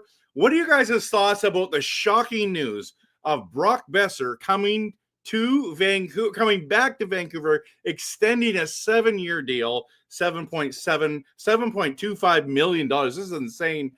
I'd love to hear your thoughts. Well, I've always said that Brock Boeser was my favorite Canuck right now, besides Quinn Hughes. So I was pretty happy. The whole season, we were saying that, the whole time we were saying, okay, Brock's probably gone. He's not signing back here. But like you said this morning, okay, you just never know until it's official. It's not official till it's official. So I'm pretty happy. He had a little bit of a slower, not as good year last year. So we took a step back, but so did the whole team. But I'm glad that I can still wear that jersey out. Absolutely. Happy. I think that Brock Boeser re-signing is a great move, especially for that. Like, obviously, the term could be a year or two too long, but the cost per year is that's a pretty good deal. And with the inflated cap and everything like that, it's gonna look good, right? So that's what I like about that deal, or the Brock Boeser deal. It's pretty solid, and him and Ehlers were like the best two free agents out there, and we got one of them. He's our own, but we got one of them, and now you have Boeser and Kane, and I think all of a sudden finding other top six forwards is not as big of a task anymore. Right. It's still a huge task, but it's easier when we have Brock back. Totally. Yeah, let's just hope he can run back into form, back to the Brock that we know. Yes. And all of that, it's after it just seemed like the problem is it just seemed like after we lost Miller, he lost his buddy, he lost his setup man. So we just got to find someone who's going to be able to get him the puck so we can shoot. Yeah. Yes. And then have you guys heard this news yet? Brock Boeser gets a full no movement clause for the first 4 years of the contract, no trade protection in years 5 to 7. What's your guys' thoughts on that? I'm good with that because I know I have this rule for forwards. Anyways, forwards and defensemen. Like, obviously anybody can play well up to any age. Like, just think about Perry in a different way, Ovechkin in a different way.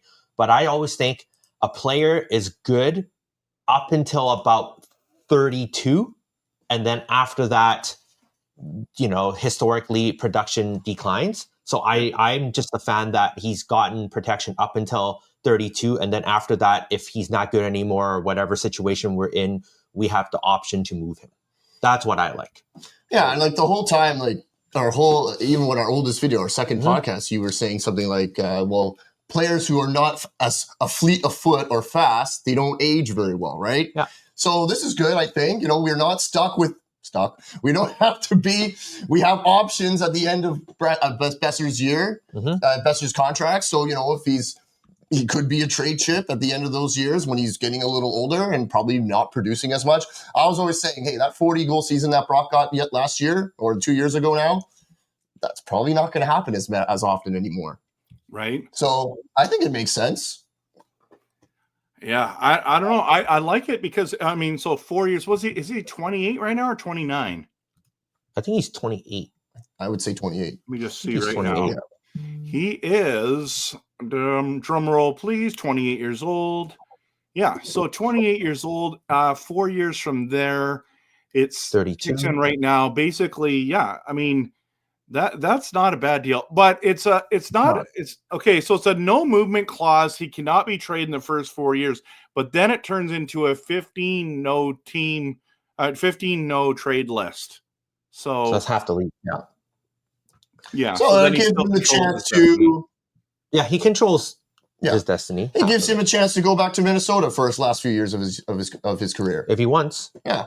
Everyone was convinced he was going to Minnesota, and I just kept looking at the moves Minnesota made, and I was like, I don't think they got room for him. And then, yeah, do you guys think that that really he wanted to stay in Vancouver, or is the offer is not great everywhere else? And Ooh. I think there's a part of it that wanted to. There's a part of him that probably wanted to stay, so he wanted to make a deal for him. But if I was an NHL player, right, I would try to. And if I was going to free agency and I just came off a 40-goal year, I would probably want to test the market, see what everyone else is trying to offer. That's just only the smart thing to do. His agent is probably telling him to do the same, right? So I think I would think that there was probably some want to stay in Vancouver a little bit. He probably likes it here, right? Even though they traded Miller away as his buddy, but I think he really likes to be here with Hughes and Petey. Yeah, I think he likes to be here with his teammates. Like Demko posted on his Instagram or something. He's so happy that Boeser's back. Yeah. And something else that I do know, I don't have the connection directly, but Boeser's girlfriend is from here. And had Boeser been traded, she was willing to make the move. That's what I've heard, because I have a coworker that works with them or knows them, has the connection, and they said that the girlfriend was ready to move with Boeser had he been traded, but his preference was always to stay. I'm not saying his girlfriend's the main reason he's here, but he really liked it here, and he probably never wanted to leave. He just felt disrespected this year, right? That's the big part of it as well. But it's weird that they caved on the term. It's like they were only going to do 5 years, right? Yeah, and that was their hard. We're doing 7, and it's like, well, we could have had this done a long time ago. Definitely. Well, it seems like they caved a little bit on the term and the money, right? Because we thought he was going to get 8x8 somewhere. Oh, I thought he was going to do 8x7. Like the Canucks offered 8 million times 5 years. And then, but he says, no, I want 8 times 7 is what he really wanted. And that's where the talk stalled. From what, I mean, I'm not an insider, but that's what I keep hearing. Right. So. Well, that's how negotiations go sometimes, right? You got to give and take. And I guess here, this is where they met. Yeah. Exactly. I'm glad they were able to meet here, because if you heard about the Zadorov ones, the Canucks, played the game as you do in negotiations, and then by the end of it, Canucks offered Zadorov what he really wanted at the end, but because he felt disrespected, he's like, you know what, I'm not taking it, and then he went to Boston instead. But you know what? Here they did what they needed to do, and then at the end they gave in a little bit and gave a little bit more term, and they got Boeser back. And hindsight 2020, the Zadorov one, like maybe we saved ourselves there because of the amount of penalties he took this season and all that kind of stuff. But I mean, I just miss his physical presence, his domination, his intimidation factor. He played his best hockey in Vancouver. And any other city there. So I do like that. I think that it's interesting that they played hardball with him. And it's like, wow. It's like, what are we doing here? So it is what it is. So Jordy. Okay, we're good. Interesting. So yeah, I so interesting what we did there. What do you guys think of the Marcus Pettersson deal now? Ooh, it looks so much better. Like, I think it was already pretty good, but then I think just looking at what other people are going for, I think this is such a good deal. They hopped on this one early, and it looks like it's paying off. So what, some comparables got signed for more. more? For Yeah, more. right. Okay, good. He got signed for cheaper than Tyler Myers. See, like years before. He 5.5. this is what I kind of like about this management team. Yeah. They get the ball rolling. They get stuff done early. So, it looks like they jumped ahead so they don't have to overpay for somebody. Okay, so if it's looking like a better deal now, amazing. Yeah. Right. We sometimes crap a lot on this management team, right? They haven't made the best moves all season, right? But they do some really smart things. They show their experience. Their experience comes through when push comes to shove here. Well, I mean, Totally. yes. Totally. Okay, so LA's making a few minor moves as well. Cody Ceci is 4 years, $4.5 million. So that's decent. Any other moves that happened today that you guys are kind of surprised about? I mean, obviously the Demko news is like shocking. Oh, yeah. Dude. I'm right now. As of this moment, Suter hasn't signed anywhere yet, right? Not that I see. Not that you know of. What's that guy that didn't he ever get 40 points and he got what, like 4 point something today? Like the center? Yeah, I don't know. Frick. If I look him up, I'll know. But someone in the chat might actually know. Someone signed for 4 point something. It was one of the centers that we were checking in on. Oh my god. Oh, Dvorak? Yes. And I was like, what? He got that? Then what's Suter gonna get? How much did he get? It was at 4.1 or 4. Yeah, Dvorak. 4.1 or 4 point. Yeah, it was something ridiculous. I was like, are you kidding me? Dvorak. Yeah, I'm gonna Christian throw him in. Dvorak. I was like, are you kidding me? And where did he sign? Oh, we'll find out in a second here. He's I can't remember where he signed. Was it Philly? Could have been. Where is he? Yeah, $5.4 million for 1 year. 5.4. 5.4. 1 mil. 5.4? year. Yeah. Not even 4 million. It's 5.4. Yeah. 1 year. Freaking guy never broke 40 points, but this shows how shallow the pool is, right? No. So what is Suter going to get? I don't know. Do you want to sign Suter for that much? Dude, that's insane. Dude, since we have all our money in goaltending now, well, when I saw that, let's go back to the Demko signing. When I saw the Demko signing, I'm like, holy cow, what the hell? I didn't see this coming. 8 mil? Is it 8.5? 8.5? 8.5. For a guy who's just going to get injured? For 3 years. Oh, my goodness. 3 years after this. That's crazy. So we just signed Lankin to $5 million. Basically what Demko was getting. Yeah. And now we give Demko a raise after he barely plays half the year. They're banking on him to stay healthy, right? Yeah. That's literally what it showed. Yeah. I don't know. I hope they know what they're doing because. Okay, so what does that mean for Seelobs now? He's gone. Is he gone? I think he's getting traded. Gonna be traded. Oh, it's gonna be traded. I gotta make a prediction. I think him and Joshua are gonna be a package. Oh, okay. You heard it here first. They gotta get rid of Cap, man. Callum right up wants us against to be more positive, guys. Okay, what's the positive take we can take? Okay, here's the positive take, Callum. Up on Boeser? Yeah, weren't we positive with that? Weren't we happy that did I say I was happy when we re-signed Boeser? I'm happy about that. I'm happy that Demko signed. It means that they believe that he's healthy. That's very positive for me. I think if Demko's healthy, we have a very good shot at making the playoffs. I think he's an elite top 5, arguably top 3 goaltender in the NHL. So that's good. My concerns are we still don't have a second line center. But if you want Hedl there, if he stays healthy, basically there's big question marks. Will Hedl stay healthy? Will Pettersson bounce back? Will Joshua bounce back? Will Demko stay healthy? Like, these are legitimate concerns. So we can say this. It's not a criticism. It's just facts. It's So, just These facts, are just right? facts. We can be positive all we want, but we have to look at what the facts and what the reality is. That's a lot of questions going into a season, man.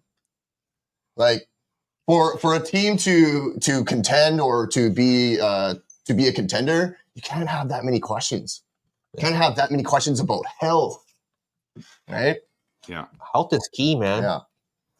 I don't know, like Health is wealth. yes, exactly.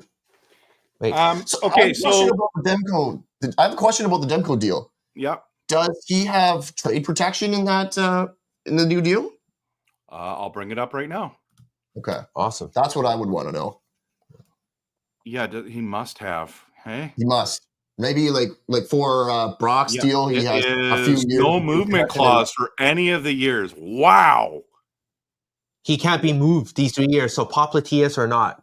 And neither potentially. can Lankinen and for this year or next year. Demko is officially available to be traded this season only. And then after that, he cannot be traded when his new deal kicks in 26-27. Lankinen cannot be moved for this year or next year.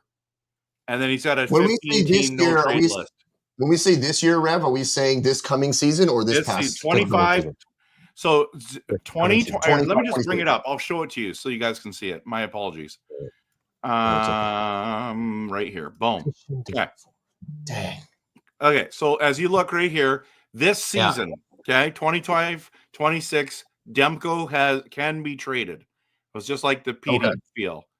Then everything kicks in after that. Okay. Gotcha. Nice. Okay. Then Lankinen cannot be moved this year or next year without the player approval. Oh man, that is an interesting development that I did not see.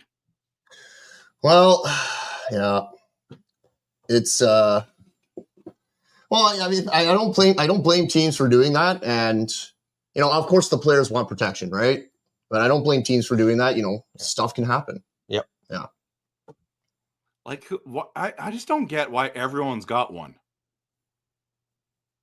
So basically, they're committing. Like, look at these guys. Like Marcus Pettersson has a no movement clause for 3 years. Yes. Yeah. Philip Hronek for the next 3 years, or like, why? Well, I think about it this way, Rev. Like, we were having trouble signing free agents. Vancouver is maybe not so much of a destination anymore. So that's how they need to sweeten the pot for these guys. Hey, we'll give you trade protection. And maybe other teams aren't willing to do that. Other teams may not have to do that. Right? Yeah. May not. I wonder if, like, what if a team says, we're not doing any no trade clauses anymore? Right. And you say, you know what? You want to play here? We want you to play here. Will people come? It depends on the market, right? Depends on where it is. Depends on, I think I get the feeling that, like you were saying earlier, like Florida is more of a destination now, of course. And there's more positives. More positives to playing in Florida. Yeah. Back between 2008 and 2013, when we were pretty good and making the playoffs consistently, I know a lot of Canucks took team-friendly deals and things like that. Then it was, because people wanted to win and build a culture. And I just hope one day we are able to get back to that. Kind of like what Florida's doing now, locking up their top guys. They're taking less to stay to be in a winning environment. Mm-hmm. I really want that to happen for us. Well, we did have that back in our heyday. I know. I want it to come back because right now these are tougher times, and hope that we can get back there. Yeah. So Jonathan Drouin just signed with the New York Islanders, 2 years, $4 million. This is interesting because is Drouin a center? I think so. Or is he a winger? Why do I not know this? It's hard to keep track of everybody. Left wing, Colorado. 30 years old. $4 million. That's not bad. It's not bad. It's all right. It's not bad. He can play center as well, they say. He's a left wing and a center. Yeah. Interesting. Very interesting. Okay. else we got? Angelo says Shelovs is going to Buffalo. It's possible. Evander Kane 91 says Trev's boy Juleson followed talking to Philly. Great move for Philadelphia. I don't know, like, he's a depth defenseman. He played a ton of games for us. All the hate on Juleson, it's like we had injuries, and thank goodness we had him. Because at least he could hit. Did he lose a couple games because he went in and hit a little bit too much? Sure. I'll give you that. But for $775,000 playing as the sixth defenseman on how many nights? Like, he was playing like 40 games a year at least. Some, I think, he even played 50. That is amazing. So I mean, I know everyone bugs me because I like Juleson. But what else do you want from this guy? It's a good 7. Rev, you're one of the very few people who I've heard speak positively about Noah Juleson. Well, He has some good points for sure. He's a physical guy. Yeah. Mm-hmm. So, I don't know. It's kind of weird, if you ask me, that people don't really like. James Van Riemsdyk for $1 million. Holy, Sorry, he's been around again? forever. Journeyman James Van Riemsdyk, $1 million with Detroit. Man, he's been around forever. Breaking news. Yes. But yeah, you're right. Like, these guys are aging well. I don't get it. How do you still making $1 million? They are aging well. Where has time gone? Right? My This goodness. is nuts. Yeah, I mean, I just feels like age is irrelevant. I should bring that up and throw that on there somewhere. I can't believe Brock Boeser's back. I'm still in shock. Like, I want to put my Brock jersey back on now. Go put it on. Yeah, it's do Canada it. Day. Do it. That jersey's nice, man. That is a really nice one. I want that color, actually. That's Yeah. yeah. Oh, those are hard to find now. I know. Remember, I told you I was going after that Demko one. Yep. I offered the guy $125 $125 for it, and he's like, "No, I'm not in a rush to sell." And I'm thinking, man, if Demko gets traded, that thing's not worth anything. Yeah. So he took it off, like it's not even available right now. Oh no. Okay. Well, you had your chance, Rev. You had your chance. I know. I love Demko though. So. Well, okay. I want to fall back. I want to get back in love with Demko. Okay. Let's just see if he can do it. See if he can get back into my good books. Well, and this comment right here probably expresses what you feel. Like, Definitely. Demko has to perform, or he's probably gone. Well, he's not gone. Yep. He's on no movement clauses, so he's not getting moved. But healthy Demko's awesome. That's the only thing. None of us are sitting here going, I don't like Demko. They're saying, I don't like that injury that he had was the only injury, I believe it was a hockey player, but maybe it was a goalie has ever had. Like, he have like 4 different injuries last season? It was like a soccer player that had the same injury. Yeah. So I'm a huge Demko fan. Like, I think I have 2 of his rookie cards. When he's not hurt. Yes. I say the same thing about another player I really love, just so that people know. I really love Sami Salo when he wasn't hurt. Yes, me too. I really did. I'm telling you, I really did. Right? It's like the comparable right now. I love Demko if he's not hurt, and you obviously wish him to not be hurt, right? Both for the player and the person. Yes. I hear you. Okay, Alfred says, do you think we could be running into a similar situation where we sign players to no move or no trade clauses, and then years down the road we ask them to waive their clauses? Sounds like Gillis. Very well could be. Sign players to no move.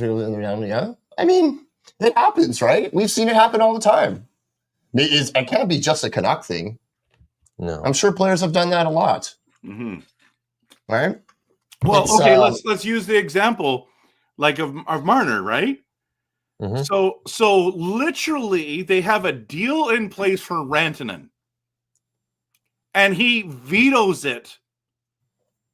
I mean, that is the worst option. If the Toronto Maple Leafs got Rantanen right before the deadline, there's a great chance that they beat Florida and they go on and win a Stanley Cup. That is For how sure. massive that deal was. Yeah. And here they are. And it's like, man, that's why I don't like these no movement clauses, but I get why players want it. Teams just discard people like they're assets instead of human beings. And so I understand why they're doing this, but that Rantanen deal alone is worth like, wow, that is crazy that Marner. And then not only is that, Marner basically walks and then he says, okay, I'll do a sign and deal. Like getting what they got back for him is like, really? Okay, they got something. They got something though, right? Is that Nicholas Waugh or something like that? Yep. Who is that guy? Is like he I a don't center know that a thing about him. And I'm not trying to be disrespectful to him. I'm sure he's like a decent guy. But like when I don't know your name, it's like, so is you're just like, are you a third liner, fourth liner on some, you know what I mean? Yeah. Are you Patrick's son? I don't know. Exactly. And I'm not, I know this is going to come across so disrespectful, but like, I've seen him play against us on the Vegas Golden Knights, right? Mhm. But he's never been a guy that stood out. And so that's what you get for Marner. So it's basically a bit of a salary dump. It's like, I don't understand it. Yeah. He was what, like a 17 goal guy in Vegas, I think, something like that. Wow. Well, salary dump. Speaking of that, that's what I kind of felt when we got Kane. I was like, why did Edmonton let go of Kane so easily? Is he damaged goods? Is he bad in the locker room still? I was questioning all these things. Then the point came in that they needed to dump salary. I'm like, okay, fine, I get it. Mm-hmm. But I like getting Kane here. I was like, oh, okay. Yes. One thing I thought about this, Rev, I don't know about you, but when we got Kane here, I was like, so you traded JT Miller to get a certain type of player out of the locker room from PD, but then you bring in Evander Kane? I know. I was thinking the same thing. Yeah. The thing is, will Evander Kane have the guts to go after Pettersson in the locker room? Is it that I'm from this area, I'm a real fan, I'm a fan and a player? I don't know. I don't think he's going to be that guy. He's got 1 year left on his deal. I can't see him causing problems with Pettersson. Yeah, no. Well, I mean, you would think not. You would hope not, right? Yeah. Kane was injured the whole year. Yeah. He only played the playoffs. Did he produce? He scored 12 goals, right? points in 21 games, 6 goals, 6 assists, I believe. It's not bad. It's not bad. They have the same jersey. I have the same jersey. Love it. Nice.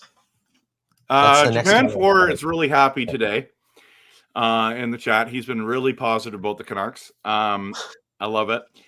He was injured the whole year, yes, and then he played in the playoffs. So I don't know if Kane's injured the whole year for us and plays in the playoffs because we made it. I'm okay with that. I don't know. I'm down with that. But I think it's more like, was he really injured, or were they doing that whole LTIR thing? I have no idea. Circumventing the cap. Yes. Just saying. Yeah, Eugene, you're right. Kane has grit and size. Okay. Yep, that's what we need. Okay. It's definitely what we need. Says defense needs to do better in Vancouver for Demko, or he'll get injured all over again. Calvin said that Juleson bumped Demko and broke him. Like, what? Yeah. Come on. Demko took a dive and tried to draw a penalty. Oh my That goodness. is so funny. Took a dive, drive a penalty, and then he got injured. Yeah. Don't get it twisted. Kane is Canadian. He'll probably be more forgiving than JT Miller is. Woo! Getting to the nationalities there. Right. Oh, that's controversial. That is that's true. Yeah. I don't remember that game, Calvin. Last year was a blur. So. Yeah. Okay, boys. So let's go back to I want you to look at the lines. Okay. I want you to look at the lines, and I want you to tell me, what do we need to do? Okay. So you probably saw the retweet I did on the big the big head hockey for the lines this season. Mhm. And this is crazy if you ask me, right? What do you guys think about this team going next year into with this lineup? I know that we'll probably somehow make some kind of move here, but here it is. Kane, Pettersson, Boeser on the top line with DeBrusk and Hedl and Garland, Joshua, Bluger, Sherwood, and then the fourth line, Höglander, Ratu, Drew, O'Connor. And then the defensive pairings look fine to me. Goaltending looks fine to me. But what do you guys think about this? In a perfect world, I still think we're short one center and one top six forward. But we have to at least get that center. Even if we're not going to get the other top six forward, we need to at least get a center. I think Hedl would be good on the wing, and I think whoever we bring in should play with DeBrusk. And then you can have Garland there if you need, but Garland's also really, really good third liner that can carry that line. But if you need Garland there for the second line, that's also okay. So that's what I think. And goaltending, top five. This defense, if we had it all year, I don't know, would you say it's in the top 10, top half? Goaltending? No, the defense. Oh, defense. Sorry. Would you say it's 10 to 15? Sure. Let's do 10 to 15. I would say they're around 10 to 15. And then right now the forwards, like this is where it comes down to like if we make playoffs or not, right? Like what type of center are we getting back? Is it a really good center or is it just okay?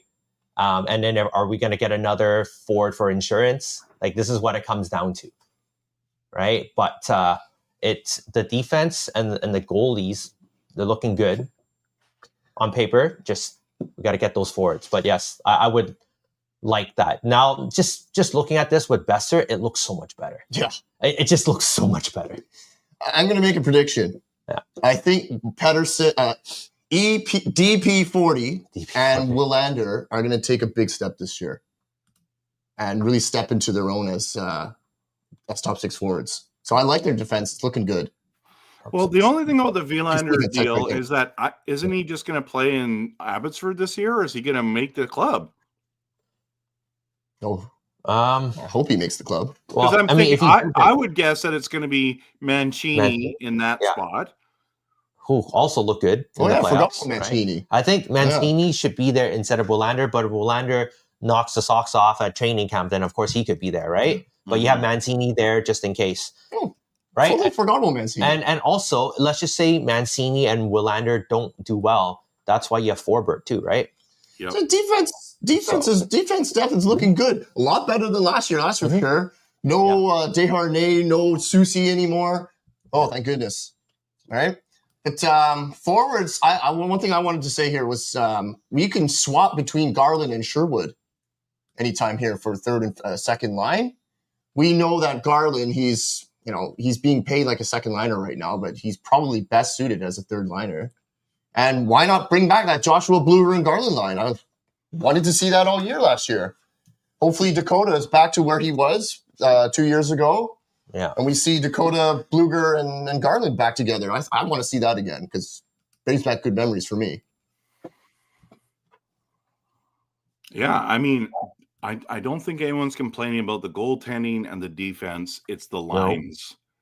No. It's the lines. Okay, so when you said we need another top six center and a top six forward, if that's the case, so who's the forward that you remove out of that? I guess we'll go back to this just so you can see it. Yeah. So Kane, Boeser, DeBrusk, Garland, which one of those? Oh, it's going to be Garland for you. I know it.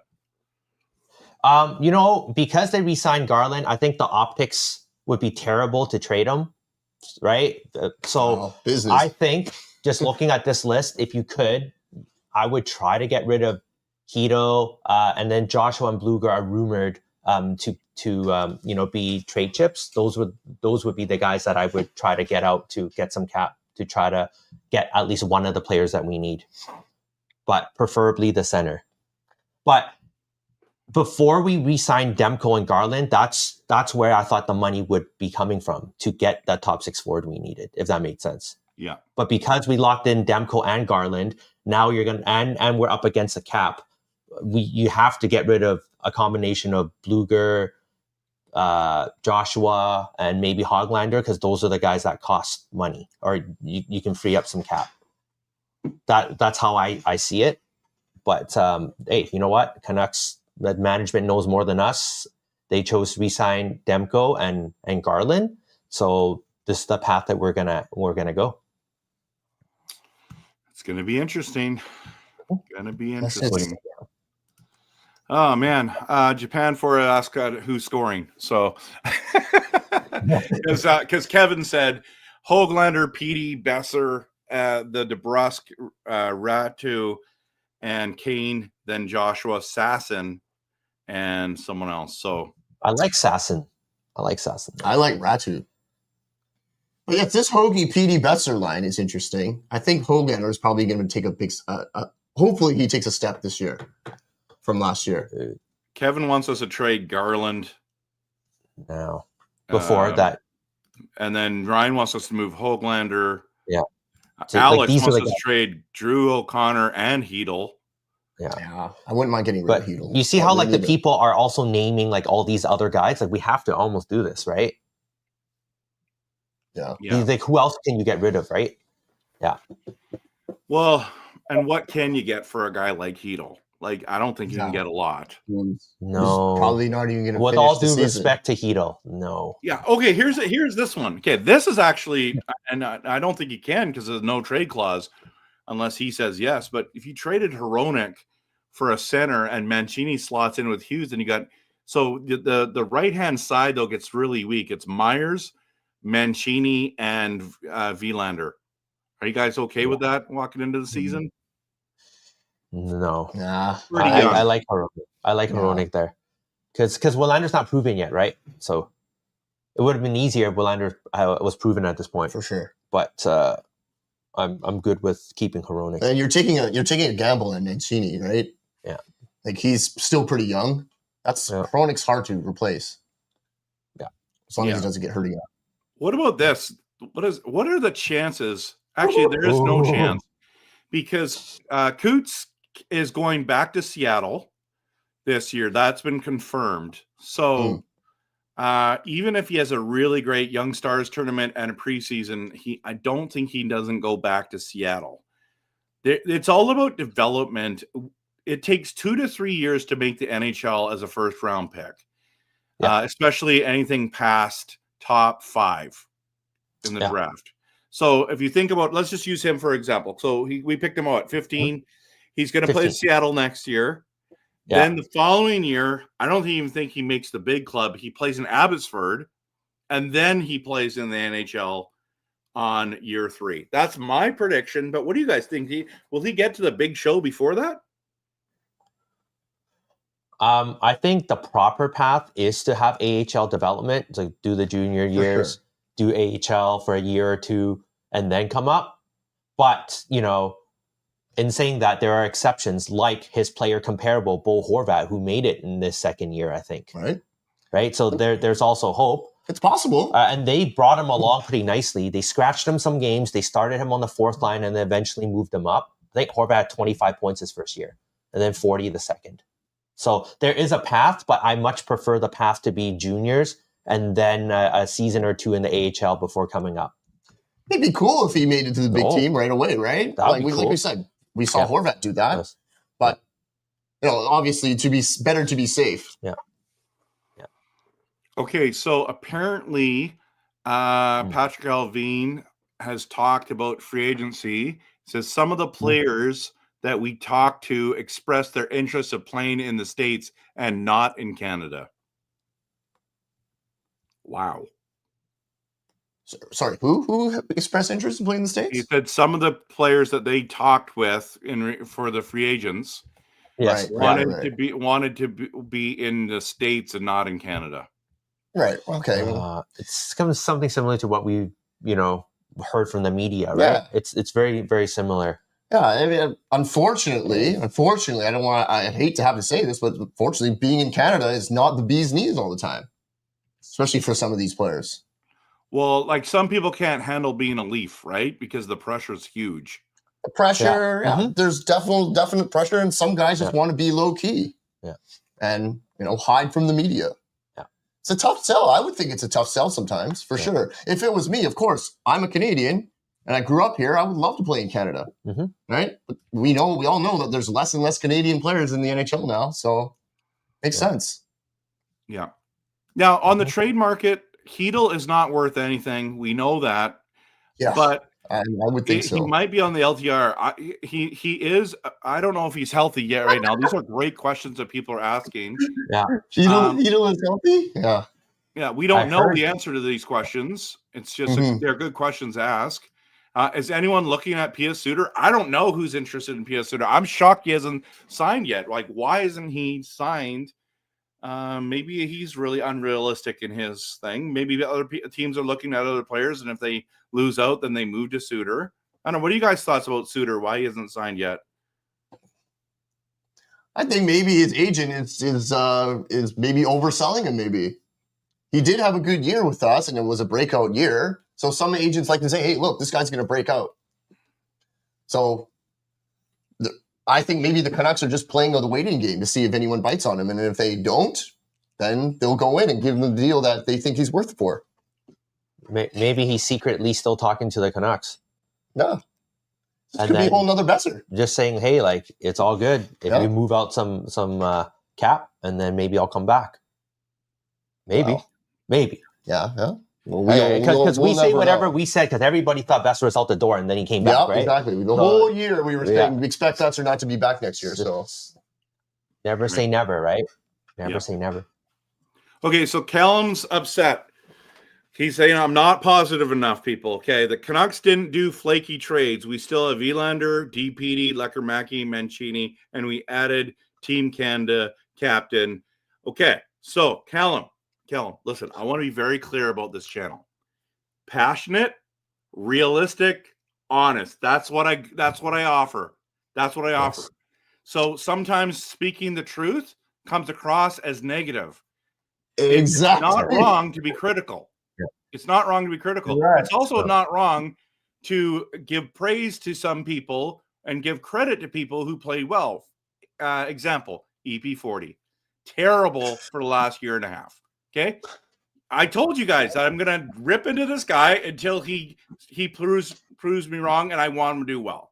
Okay, completely agree with you. I'm just gonna Callum. I just want to be very, very clear. And there's other people in this channel like we can only be positive. No, that's craziness. But I do agree with you. We have some prospects here that are hopefully going to take a step. And this is the plan. Abbotsford is the plan. Okay. At this stage with our roster, Abbotsford is the plan. So those guys have to take a step. If they don't, we're in a bit of a jam here. And I'm just being honest about that. So, so just want to be clear. This comment, Callum, I mean, Rev, are you being that negative? I haven't seen you being that negative. Oh, I know.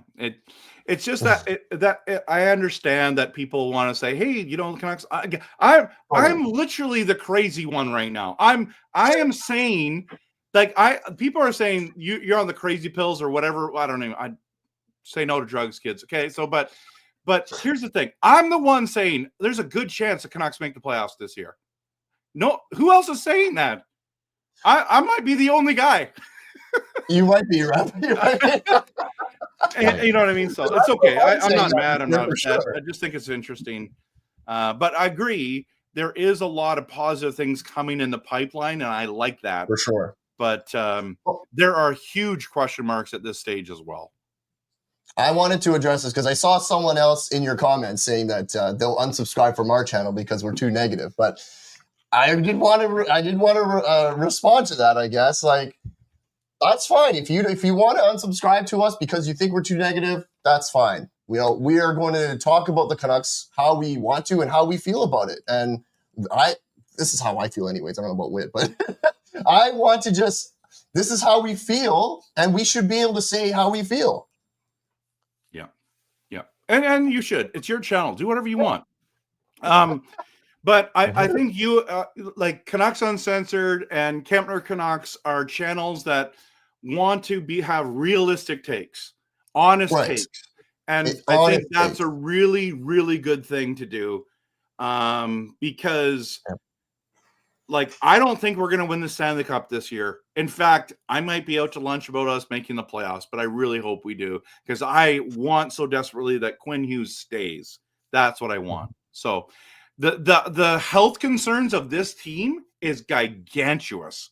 It's huge. Yeah. If Demko doesn't play like lots of games due to health, if he's our second line center right now. If he's not there, I don't know who's feeling that. It's literally goes Pedersen, Ratu, Bluger, and who's the other guy? Assassin? Assassin, or it could be. I mean, that's what we're talking about here. That's what we're talking about. It's crazy. It's like driving a car that has broken but refurbished parts that you don't know when they're going to break down. Like, why would you do this? It's not a smart thing to do, but this is the hand that we've been dealt with. We have to stay positive and hopefully that everything works out. But I don't know. I wouldn't bet the farm on that kind of thing. Well, Rev, I want to ask you this. If we don't do anything, okay, let's just say we don't do anything, and this is the team we're running with, okay? And I use the Rutherford quote, if everything goes right, we're a playoff team. If everything actually goes right with the exact team, do you think we make the playoffs with the exact team if we don't add a top six forward or another center or a second line center? My answer is cancel Rutherford because he's speaking the truth. I'm joking. No, you know what? He was honest, and everything went our way, and we made the playoffs. Last year, everything didn't go our way. Yeah. But for a team in Vancouver, for everything to go right with the toughest travel schedule, the chances are low. Okay. Yes, if Demko was healthy all year, we probably would have made the playoffs. I'll say that. Like, I shit on Demko all the time. But if he was healthy, we probably would have at least made the playoffs. I think so. He would have given us the 3 wins that we need to make it. He would have. I think so. Anyway. So G has a really good pushback for us, okay? And especially for me, playoffs. How is if signing Evander Kane enough for the Ducks to be a contender? Where's the vision? Why would Hughes stay? Okay, I'll tell you why. This is my opinion. Because I don't think the question is that Evander Kane doesn't necessarily push us over the top. But if you have a healthy Demko, that alone is almost good enough to get us there. Okay. But you have Heedle's got to be healthy. There's got to be good. Pedersen has to bounce back. It's not even a question. And I'm talking I'll keep the bar low. I'll say 80 points. Okay. 80 points. He's got to bounce back to 80 points. If that happens, think about it. Last year, every single significant player on our team got injured. Every single one. And so how do you make the playoffs like that? You just don't. So now I didn't say contender. I said we make the playoffs. I would not be surprised if we make the playoffs and lose in the first round. But if we could find a way to win a round, that'd be awesome. I'd be very happy with that. But that's how I think. Am I off, guys? Am I nuts? Well, let me ask you this, Rev. Do you think Quinn Hughes is just happy just to win a round? No, he wants to win the whole thing. But in saying that, I don't think if we make the playoffs, I don't think he leaves. I think he says, okay, we're building again. We just had an off year. Yeah. Because, honestly speaking, even if we don't get the two types of players that I think we need to get, and that management wants to get themselves, if you get one of them this year, the next offseason, you can totally get the other piece, and then we're pretty much set because the defense and the goaltending is already set, right? So if you just add those 2 players, we'll be okay. That's how I see it. I think we don't always have to focus on just this season, right? Like it'd be great if we make the playoffs and made a round, but there's next season to fix it. And I think for the longest time, every offseason we go into, there's always like 3 to 4 pieces to add. But I think going to this one, we have 2 left. Does that make sense? Yeah. Callum says, for Canucks to find success, we got an Abby fourth line and kids playing up and down the lineup on entry-level contracts. Vets better show up or to the airlock. You know, that's a good point. The one guy we haven't talked about is Carlson yet, everyone. Like, what if Carlson takes a step? That guy's money in front of the net. Like, seriously, like he's good in front of the net. I think that the fact that the Abbey Canucks did so well, that's some really good positivity for us, guys. Like, that's good for the future. If we have injuries or something, we have players that can come back and make the lineup and hopefully make a difference. Yeah. I like this comment from Calvin, not to mention Canucks Uncensored is named Uncensored for a reason. Thank you, Calvin. Your buddy Japan 4 says the same thing. Could you imagine if you change your name to Canucks Censored? That'd be great. Okay, I like what Kevin has to say here. I really think all we need is Satson, Ratu, and Carlson to come up and be golden. I mean, that's a big jump for sure, but if they all did that, boy. What bothers me about this line or these players is that they might be able to make the NHL, but do they produce at a level that makes a difference in a game? We've seen Carlson play for us, and he had a couple moments that was good, but it's a different game. Like AHL, NHL, it's a big step. So do I want to see them progress? 100%. Will they? Up to them. Up to them. Yeah. Would love for this to happen. I really like Ratu. Keep saying that, but he showed a lot the end of the season last year. Yeah. Looking forward to seeing him more. Right. And Archie Baines is also here too, right? Yeah. We resigned him for 2 years, right? Yeah. He could take a step. Philip, he's drinking my Kool-Aid. We're definitely making playoffs. Make the playoffs. Well, you heard that first here. We gotta hope. Yes. Playoff time around here, it's fun. Yeah. So Chris asked, does Jet Wu get a shot as a 7th D-man? Did they didn't re-sign him, right? I think they qualified him. Oh, they did. I think they did. I mean, I could be wrong, but I think I saw that. I completely forgot about him. No. I wish he gets some games. I want him to. I just want to see what he looks like. Give him a few games. He's half Asian. Give him a few games. Yes. Yeah, they qualified him and Tolopilo. But give him a few games. Him and Tolopilo got qualified. Okay. Yeah, but I think he's an AHL guy. I don't think he'll ever crack the NHL lineup, my personal opinion. Line change says Boeser, Garland, and Demko are very close with Hughes. Locking up long-term can help to keep Hughes. I like that comment. Well done. Yes. Plus I love winning, that. of course. Yeah. We got some nice. Okay, so we got some love in the building here. We got some Alfred, thank you. Alfred, we got to get you on the show, man. You're next. Yeah, I think you're next. Yeah. Alfred's next. Yeah. Okay, so let's talk about the rest of the league here, guys. So Mitch Marner ends up going to Vegas. Couldn't believe it. I was like, what the? Like, that's a massive signing. I thought a team like Calgary should have really pushed for them. And the reason why I say that, they have no elite players other than their goalie. And that's even questionable at this stage as well. He's borderline what I call elite. Maybe he's very good. They don't have any stars. So what do you guys think about Marner landing in Vegas? Oh man, I think Vegas can be a powerhouse. Like, adding Marner is pretty good. Like, you can say all you want that he could have been a problem in Toronto or one of the core problems, but you add him as a piece to Vegas, like that's a pretty strong team, man. Oh, Vegas, that is scary. Vegas sounds like they're loading up and they want another cup. They're scary. Yeah, scary. I mean, I've always thought they were scary, but now obviously they're even more.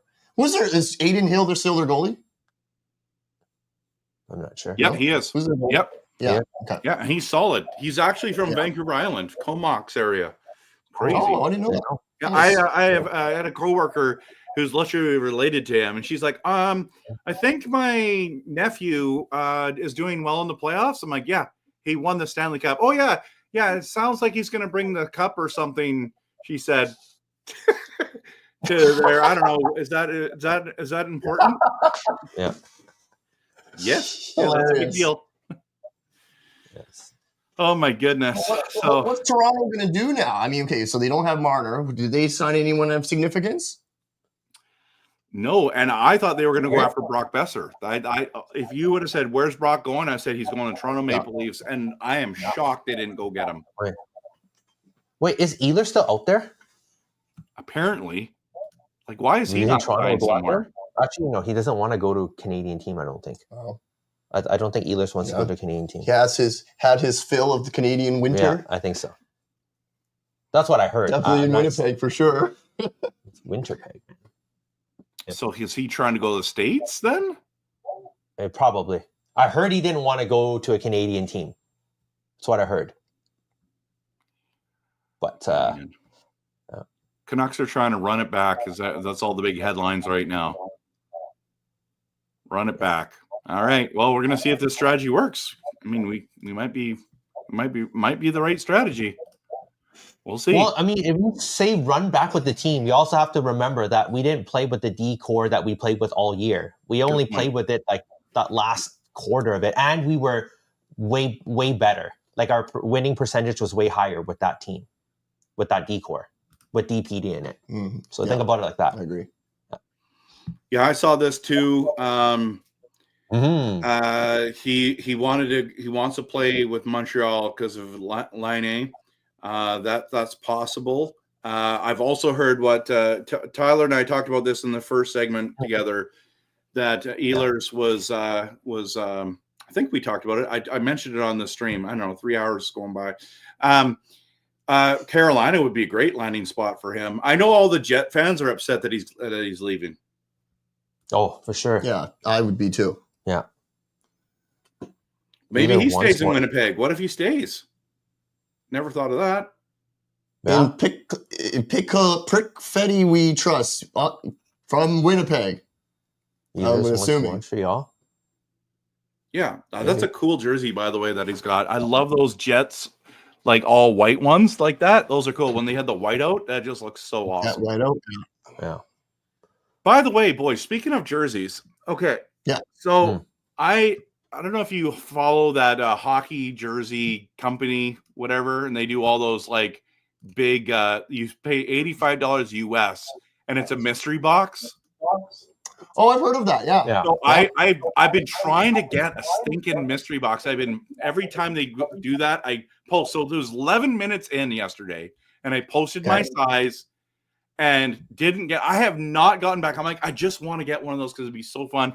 And then you know me, it's gonna like find out. It's gonna be something. It's gonna be the Flames, and I'm gonna be like losing my mind. But like if I landed like a Connor Bedard Blackhawks, I'd be like, this is awesome. I don't even want a signature. Okay. I just want I saw a guy, one of the Canuck fans, pulled a black goat head Buffalo Sabres Dominic Hasek. I'm like, are you kidding? It was that's awesome. sick. Yes. I love Wasn't it. that Dude, I love that's the Hasek. other Canuck guy on TikTok, right? Yes. I can't remember his name. Yeah, I know exactly what you're talking about. Oh, that would be so awesome to get. Like if I you would guys love that. did it, and if like say you got I think they were doing Schaefer's jersey from college. I mean, that would be cool. Oh yeah. Yeah. I mean, there's How much are lots of these options. I boxes don't know. cost? I keep doing it. They never email me. I should check my emails while I'm saying this. Hey, look, I got it. No joke. Wouldn't that be awesome? That would be awesome. You will have to do an unboxing on your stream, man. Oh yeah. Hey, Clay's, Yeah. Clay's I in did, the I house. did the one for the Bertuzzi jersey. People like that one. Totally. Oh, I love that. Bertuzzi. Yeah. So, you guys are big jersey connoisseurs as well. You always are sporting them. Can I ask you a question? Where do you guys get the the Quebec Nordiques one and the North Stars one. Where did you guys end up buying those from? So a few years ago, well, back when the CCM jerseys were still a thing, Yeah. they were retailing on all different stores. Now it's very hard to find them. And those CCM ones, they're way better quality than the ones that the Roger Hardy ones, I think they're out right now. But they were on a site called sportsk.com. I don't know if you ever gone there, Rev, but they used to have a vintage section. So I bought the blank ones. So I bought the blank Nordiques. I bought the blank North Stars one and they were 75 US plus shipping. Mhm. Yeah. So then, so I got those two blank, pretty good deal. And then I had a local Jersey guy here that I used to go to. He would give me deals on the numbers. So he would be able to customize any jersey. Oh, you need to get me in contact with that guy. Well, the problem is I would, Rev, but he's not in business anymore. He tells me, I'm only doing it part-time. Oh. So I've been I message him every year just in case he goes back into business. So once the season starts, or maybe a little bit before, I'll give him a shout, and see if he's still doing it. But yeah, because I have a few blanks that I need to get done. Yeah. Okay, Canuck Clay's in the building, everyone. Yes. It's a lot to hope for, but don't be negative, Clay. Just be careful. But if Petey stays healthy and JDB, what's it? DeBrusque. Is that Jake DeBrusque? DeBrusque. Big DeBrusque. Man, like, what is it? Clay, are you acting like the young people now with the Riz and all this stuff? You got all these, like, okay. Jake DeBrusque and Brock Boeser and EK that's Kane. All scored 20 to 30 goals. We'll be okay. We'll be okay. You know what, Clay and Rev?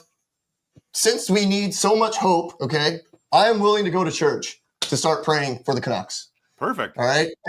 There you go. I'm willing to go. I want to go to the hockey gods and God himself.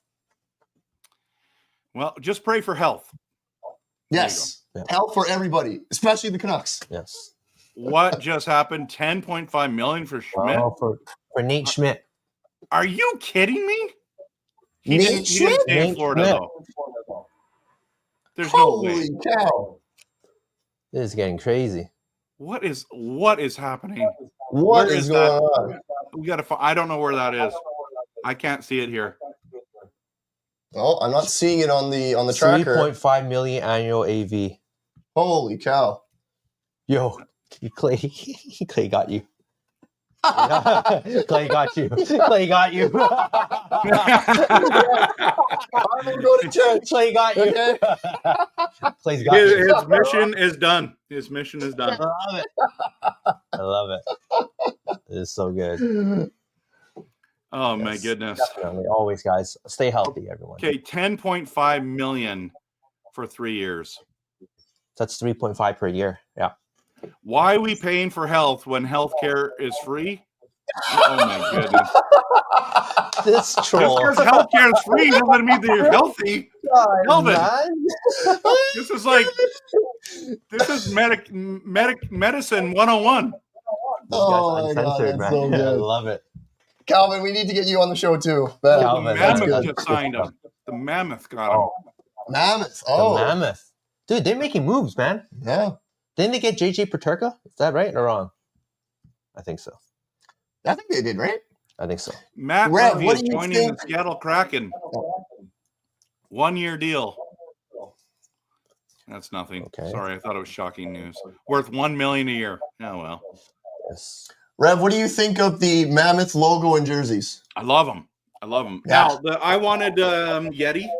That's what I wanted. Oh, you wanted Yeti. Yeah. Mhm. But I think they did a phenomenal job on the logo. Yeah. The jerseys look awesome. They do. They look The really logo, good. I really like the how they did the U with the tusk. I think that's so cool. Happy Canada Day, Clay. Or Thanks, Clay. Canucks extend Americans Day. Yes. Yeah. Eugene, Utah is going for it this season. That's pretty cool that they're trying. We'll see what happens. Oh, those poor Phoenix fans. Yes.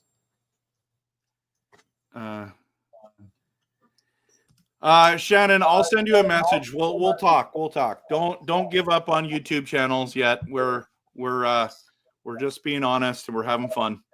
Yeah. So, Please, Shannon, don't give up. This is ice hockey? yeah. Not floor hockey, right? Ice hockey. Yeah. She's a diehard fan. I love Shannon. She's great. Her she's we get been along on really well. So she's been on our streams before too and had a good time. So yeah, you know. she's great. She's great. Yeah. Thank you, Shannon. Line Chain says Utah logo is amazing. I agree. I love the Seattle jerseys and their logo too. I think they did a phenomenal job. I guess out of the new ones, like a lot of people are doing really cool designs nowadays. I guess for me, the ones that I don't like is Anaheim's the orange stuff. They're like, oh, look at this whole. I'm like, like this is awful. It looks like barf. Like it's like orange barf. Like just saying. I like how they brought back the duck logo, but they needed to go back to the original colors. Yeah. No. Yeah, that orange is. Because if you think about it, the other ones that were like Jaguars ones, that was definitely those were cool. The black ones? No, they're the white and they had like purple on them. Yeah. Yeah, those are cool. They need to go back to the old purple and olives. Yeah, those are nice. Those are very nice. And like even the Whalers ones, every once in a while I'm like, oh, that's kind of nice. I don't know. But I love Whaler stuff. I need to get a Whalers jersey. Hartford Whalers. Hartford, yeah. Gonna get like Ron Francis. Minnesota? Yeah. Oh yeah. Yeah, I want a green Ron Francis Whalers with the pucky. Okay, you guys know how I've got definitely got jersey addiction issues, right? So yeah. My next jersey I want to get is the one I sent you guys, the white skate Gino Ojic. You gotta get it. But I'm also considering going and getting a Abbotsford Canucks She Loves jersey. Oh, that's pretty cool. I think that would be awesome. The Abbotsford Canucks jersey is pretty nice. Good too. Pretty good. Green or white, Rev? It's the championship, right? Like it's the guy MVP. It's the whole embracing what just happened. Like, I don't know. Yeah. Do they have a finals patch for AHL? Yeah. I don't know. They should. That'd be cool if they do, and you get that on that. Yep. We can find it. We can find something. By the way, I've got you guys overtime here. You guys are only going to be here till 12:30. I feel bad. I've been keeping you. No worries. I don't know if you guys got to go, but I love having you here, and you guys do a great job. So there's no pressure to leave unless you need to leave. But man, I just want to give a big shout out to you guys. I'm a huge fan of you both. I love what you're doing on your channel. I love how much content. And listen, if you guys have not followed them on Instagram alone, they're worth the follow. You should follow them on TikTok. But watching their videos on YouTube are great as well. But I think your little stories and reels on Instagram are like they're amazing. So I always look forward to them. And every once in a while, there's a surprise. I'm in them. And I'm like, hey, that's me. And not that doesn't sway me. Honestly, if I'm not in it, they just do a great job. I love it. Yeah. We should add Japan 4 on here too. He's just too funny. I should have brought him on too. Well, thanks for the kind words, Rev. And of course, thanks for having us on your stream. We love being here with you. And but yeah, thanks for giving us a rub here. We're putting out stuff daily. Witt's doing a really good job with the infographics. I mean, we're tag teaming it, but a lot of the ideas is coming from him, and we're working on them together. But yeah, if we're trying hard to get out stuff on the daily at least. Just to keep everyone engaged. And just back to the topic, we're just speaking out the truth. We're speaking out what we feel all Canuck fans are thinking and feeling. And you know what? Sometimes the truth might hurt. If you don't like, if you don't like some negativity, don't follow us. But if you do like, us telling the truth, and you want us to see what most Canuck fans or a lot of Canuck fans are thinking, give us a follow and give us a shout. we're happy what we're doing, and we're having a lot of fun. Yeah. But do you have anything to say?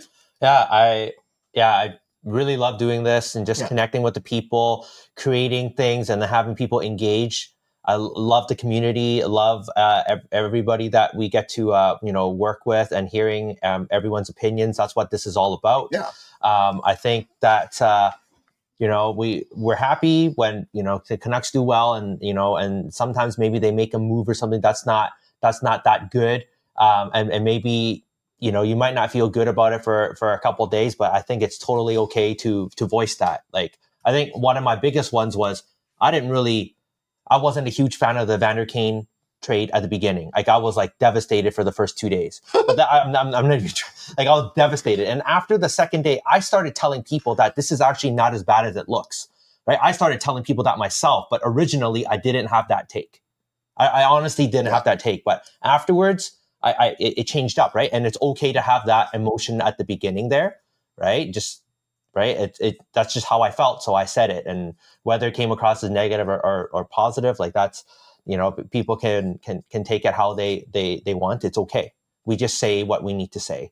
And thank you for being around and supporting us. Let's just say this. Okay. The Canucks season last year wasn't the greatest. We all know that, right? I mean, we barely missed the playoffs. Yeah. So there wasn't many things to be positive or happy about. So believe you me, guys, as soon as the Canucks start playing better and being good and making the playoffs, dude, you will see us singing their praises and being the biggest fans, because there's a lot to cheer about. We will cheer when there's a lot to cheer about, right? Mm-hmm. Absolutely. Anyways, Trump, we got to get going here. Thank you again for the time, and thanks you guys for watching us. And again, Rev, thanks for having us.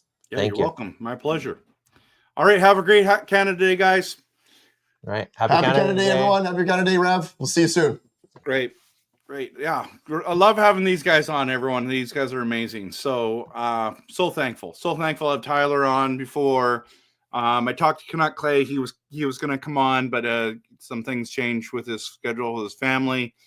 And then I was on Doodle Hockey yesterday, day before.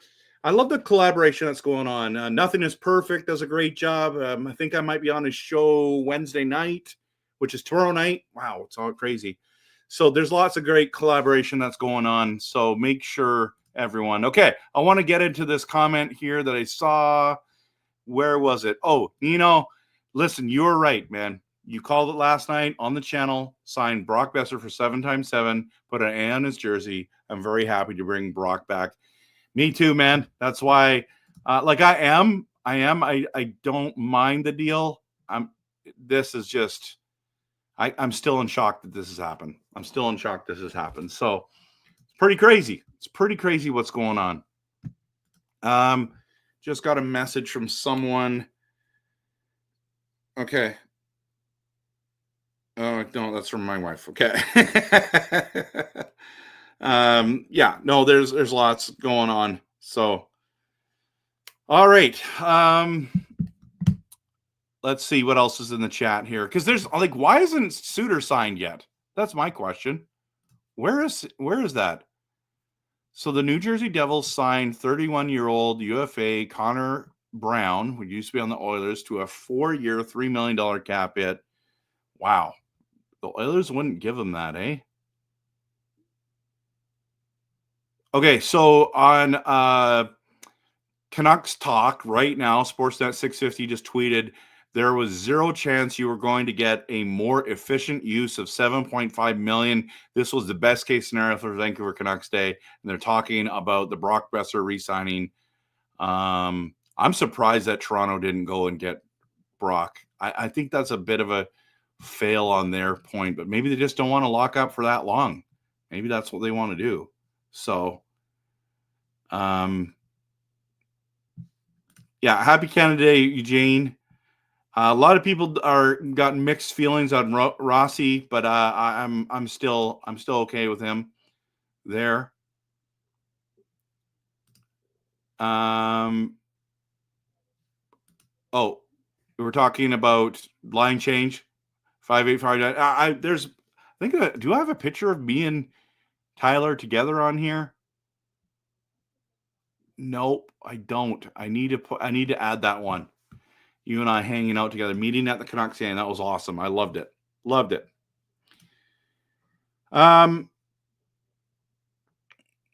Yeah, thanks so much, Japan, for appreciate you. Okay, Kevin says it's funny that with the Boeser news, I'm way happier with the Kane signing. Yeah, I mean, it's pretty interesting. Pretty interesting. Yeah, it seems like as Canuck fans, we're just sitting there going, we're all of a sudden okay with this. So, who's interested in Suter? I don't know, man. I thought there was a number of teams. I'm shocked that he's still on the board right now. The only reason I asked why is because I've seen him trending on Twitter. Yeah. No, I get it. Canucks in August are interested in Suter at 1.8 million. Yeah, Druin to the Islanders. That was surprising. RevTrev, you have to be 5'11" if he's 5'8". No, I'm 6 feet. Yeah, I'm 6 feet. Yeah. Yeah, absolutely. Okay, let's just see if there's any new news coming out. Yeah, this Matt Murray news is not really great. If you ask me, it's just not good enough. Where are the guys? Okay, let's see if I can go to Puckpedia and go Puckpedia free agents 2025. Now let's see. Nope, it's this one here, and then I'll bring it up for all of us here. Yeah, Granlund's still not signed, everyone. I'm gonna bring this up so you guys can see it. This is who's still available. This is craziness. Craziness. Oh, I shouldn't do it that way because then you can't see it. Nope. Whoa. It's even worse. There we go. So that's where we're at. This is crazy. Granlund's still available. His cap hit was $5 million. Ehlers was $6 million. P.S. Suter only did 1.6 last year. Roslovich, I thought that was another guy that the Canucks would be after because he's the centerman. Wow. Okay, friend just messaged me. Oh, the Happy Canada Day text message just came in. Man, this is craziness, everyone.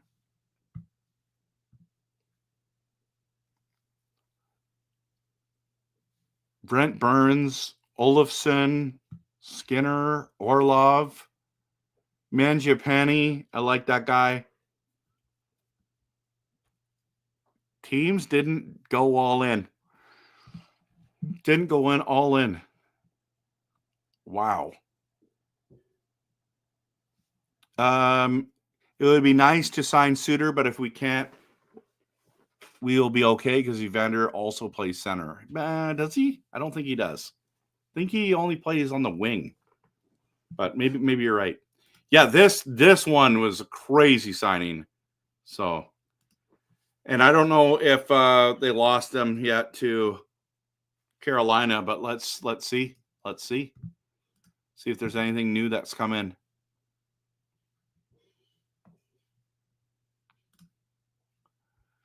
I'll just stop sharing this. I'll just check that out again. Any new news? That's what I want to know. Come on. Still the Matt Murray stuff? Come on, guys. There's nothing going on. And a lot of people thought that there wasn't going to be a lot of good things happening. But then Vancouver Canucks fans, we've got a treat. So I'm going to add now to the banner because I didn't like – I have the significant ones. And I had UFA signings. I'm going to put now significant signings, and I'm going to add Demko goes 8.5 million. Everyone still surprised at this deal.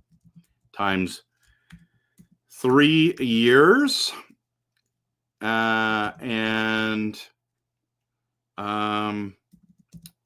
And Garland gets 6 million times 6 years.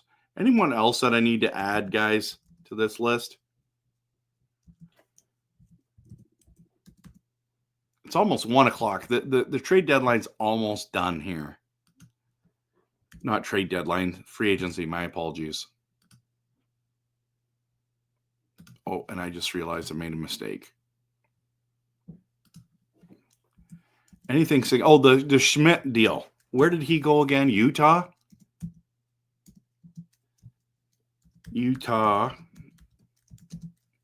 Schmidt, which is just insane. If you guys think about that, like why would they spend that much money? We had him, eh? We totally had him. Where is that news? It is right here. Oh my goodness. My wife is recording me doing a stream. Yes, I'm doing a stream right now. This is it. This is me live. Me live right now. This is what I'm doing on Canada Day. All right. Big smile on my face. Okay. Let's go back to Utah. No, I thought it was 10 million. It was only 3.5. That's not significant. Where did I see 10.5? I must be wrong on that. 3.5 million times what? 3 years, was it? That's not bad. I'm totally okay with that.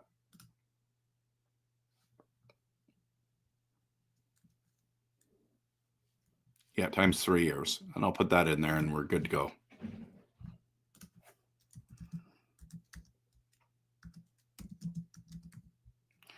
All right. Let's see. Let's see this new ticker here.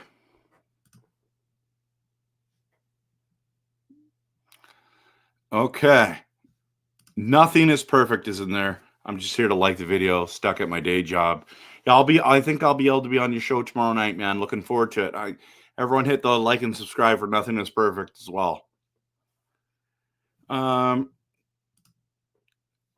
Dollywall on X says Granlund decision holding up things in the center market for guys like Suter. Makes sense. Makes sense. I heard the new CBA that they can only get $1 million from original contract. So Suter could only get 2.5.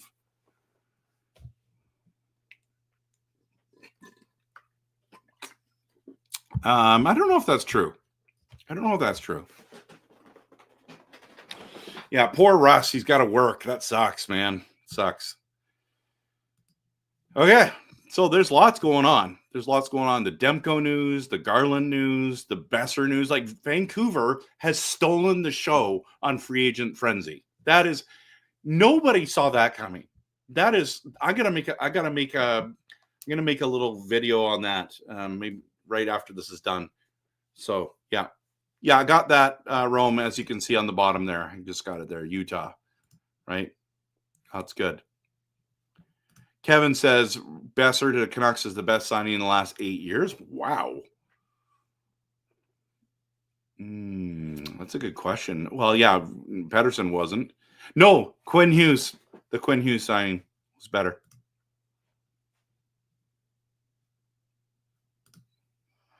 Your sign on the left should be better placed so it's readable for us. Well, it's because I moved these and I put the Canada guys up right now. So normally, like you just look at it here, you can see it better, right? But I wanted Luongo and Crosby. It's Canada Day. So, yeah. But I appreciate it. I'm also redesigning this whole thing going into next season. I've got an awesome plan. I can't wait. My wife's going to help me. It's going to be great. Line signs with Buffalo for 2 years. Wow. That's small, but might be significant. What are they doing in Detroit?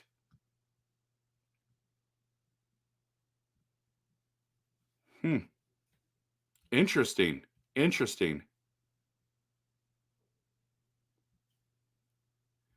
People are saying on Twitter, people freaking out about Alvin, saying that they're going to run Petey and Hedel as the 1 and 2C. It's literally July 1st. There have been no trades.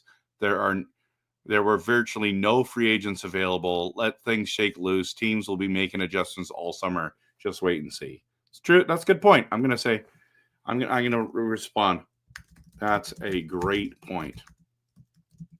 Time will tell. Okay. And then I gotta have some kind of thing about a GIF with time.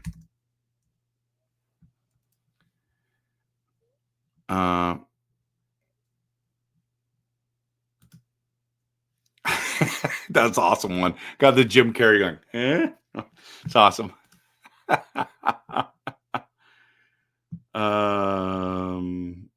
Your sign on the left should be real for us. Okay. The other one. What about the jersey? What do you mean? What do you mean? By the way, guys, this is Crosby jersey. This is the Eric Lindros jersey. Team Canada. 2 of my favorite jerseys right there. Yeah. They are amazing. They're amazing. Not on your shelf. Sign on the wall.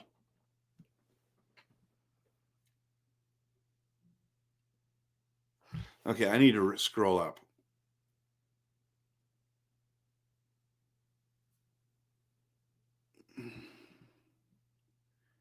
Just seeing what you guys said. They took care of their own business. Now it's just the center position they need to fill now. Yeah, really, in all honesty, that's what it's at, right? That's where it's at. Sign on the wall. Oh, because I need my jerseys to come down farther. Yeah, I know. I couldn't get them any farther down. I know. I like that. How's that? Is that better? That better? Yeah, that looks better. Shoot, I should have done that from the beginning. Oh well. It is what it is. Looks good now, eh?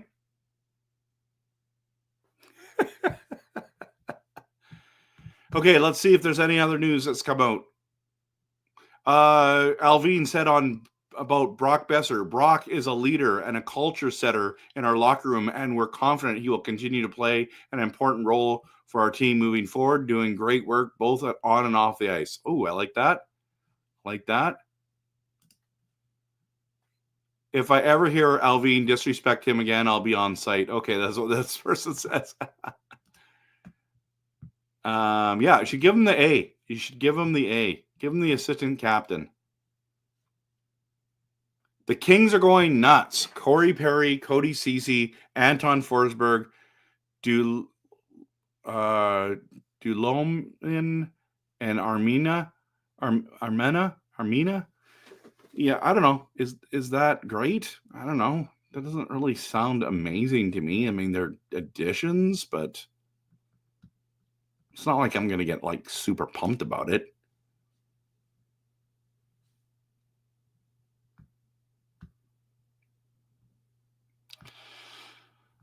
Anyways, interesting.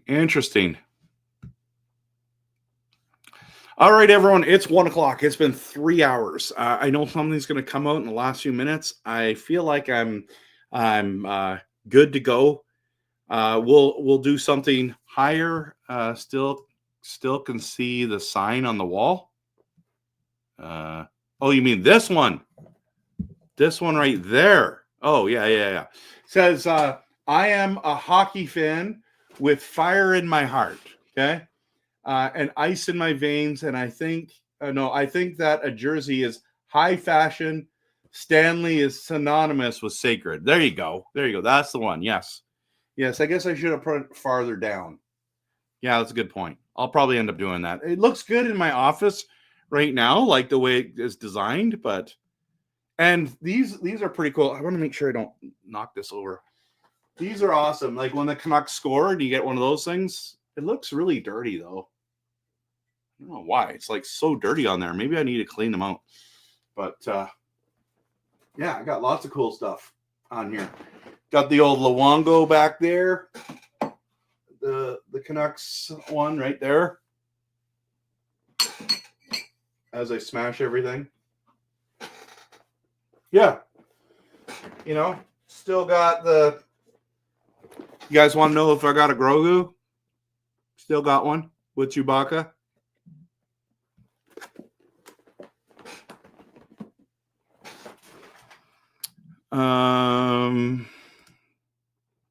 Have you seen the pic with Garland, Hughes, Boeser, and a baby? Nope, I have not seen that one. Vancouver Canucks are 200,000 over the cap after this signing. It's not what Puckpedia says. So let me just go back to the Canucks. Oh, they're above. They're above right now. According to Puckpedia, they're above. I'll show you it.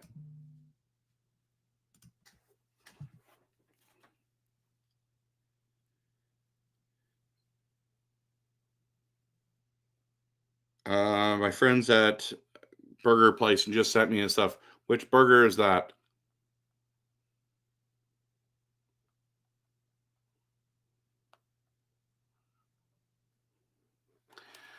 Okay, I wanted to show you Vancouver Canucks. There we are, right here. Projected current cap. That's what it says. That's where we're at. That is where we're at, brother.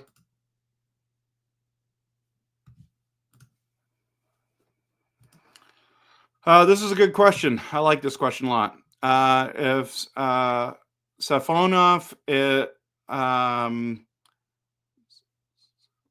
Safanov has a good training camp, does he fill the center role?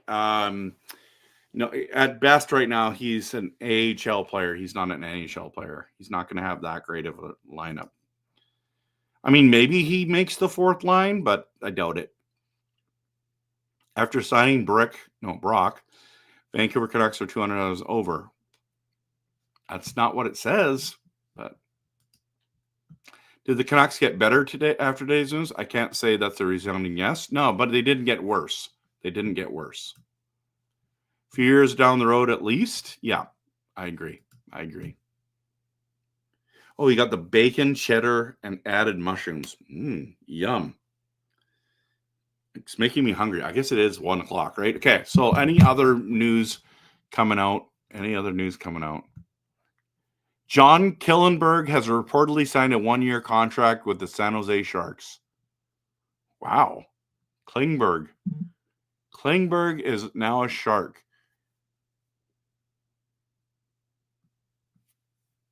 I mean, that's pretty minor.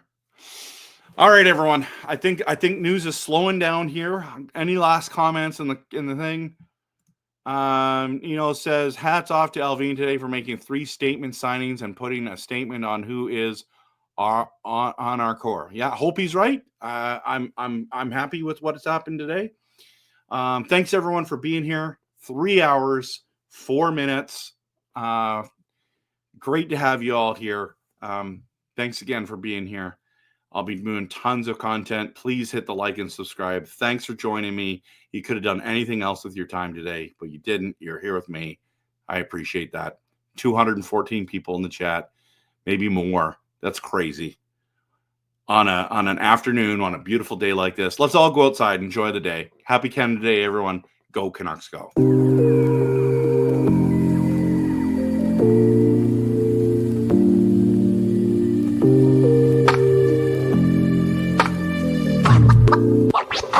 Wow.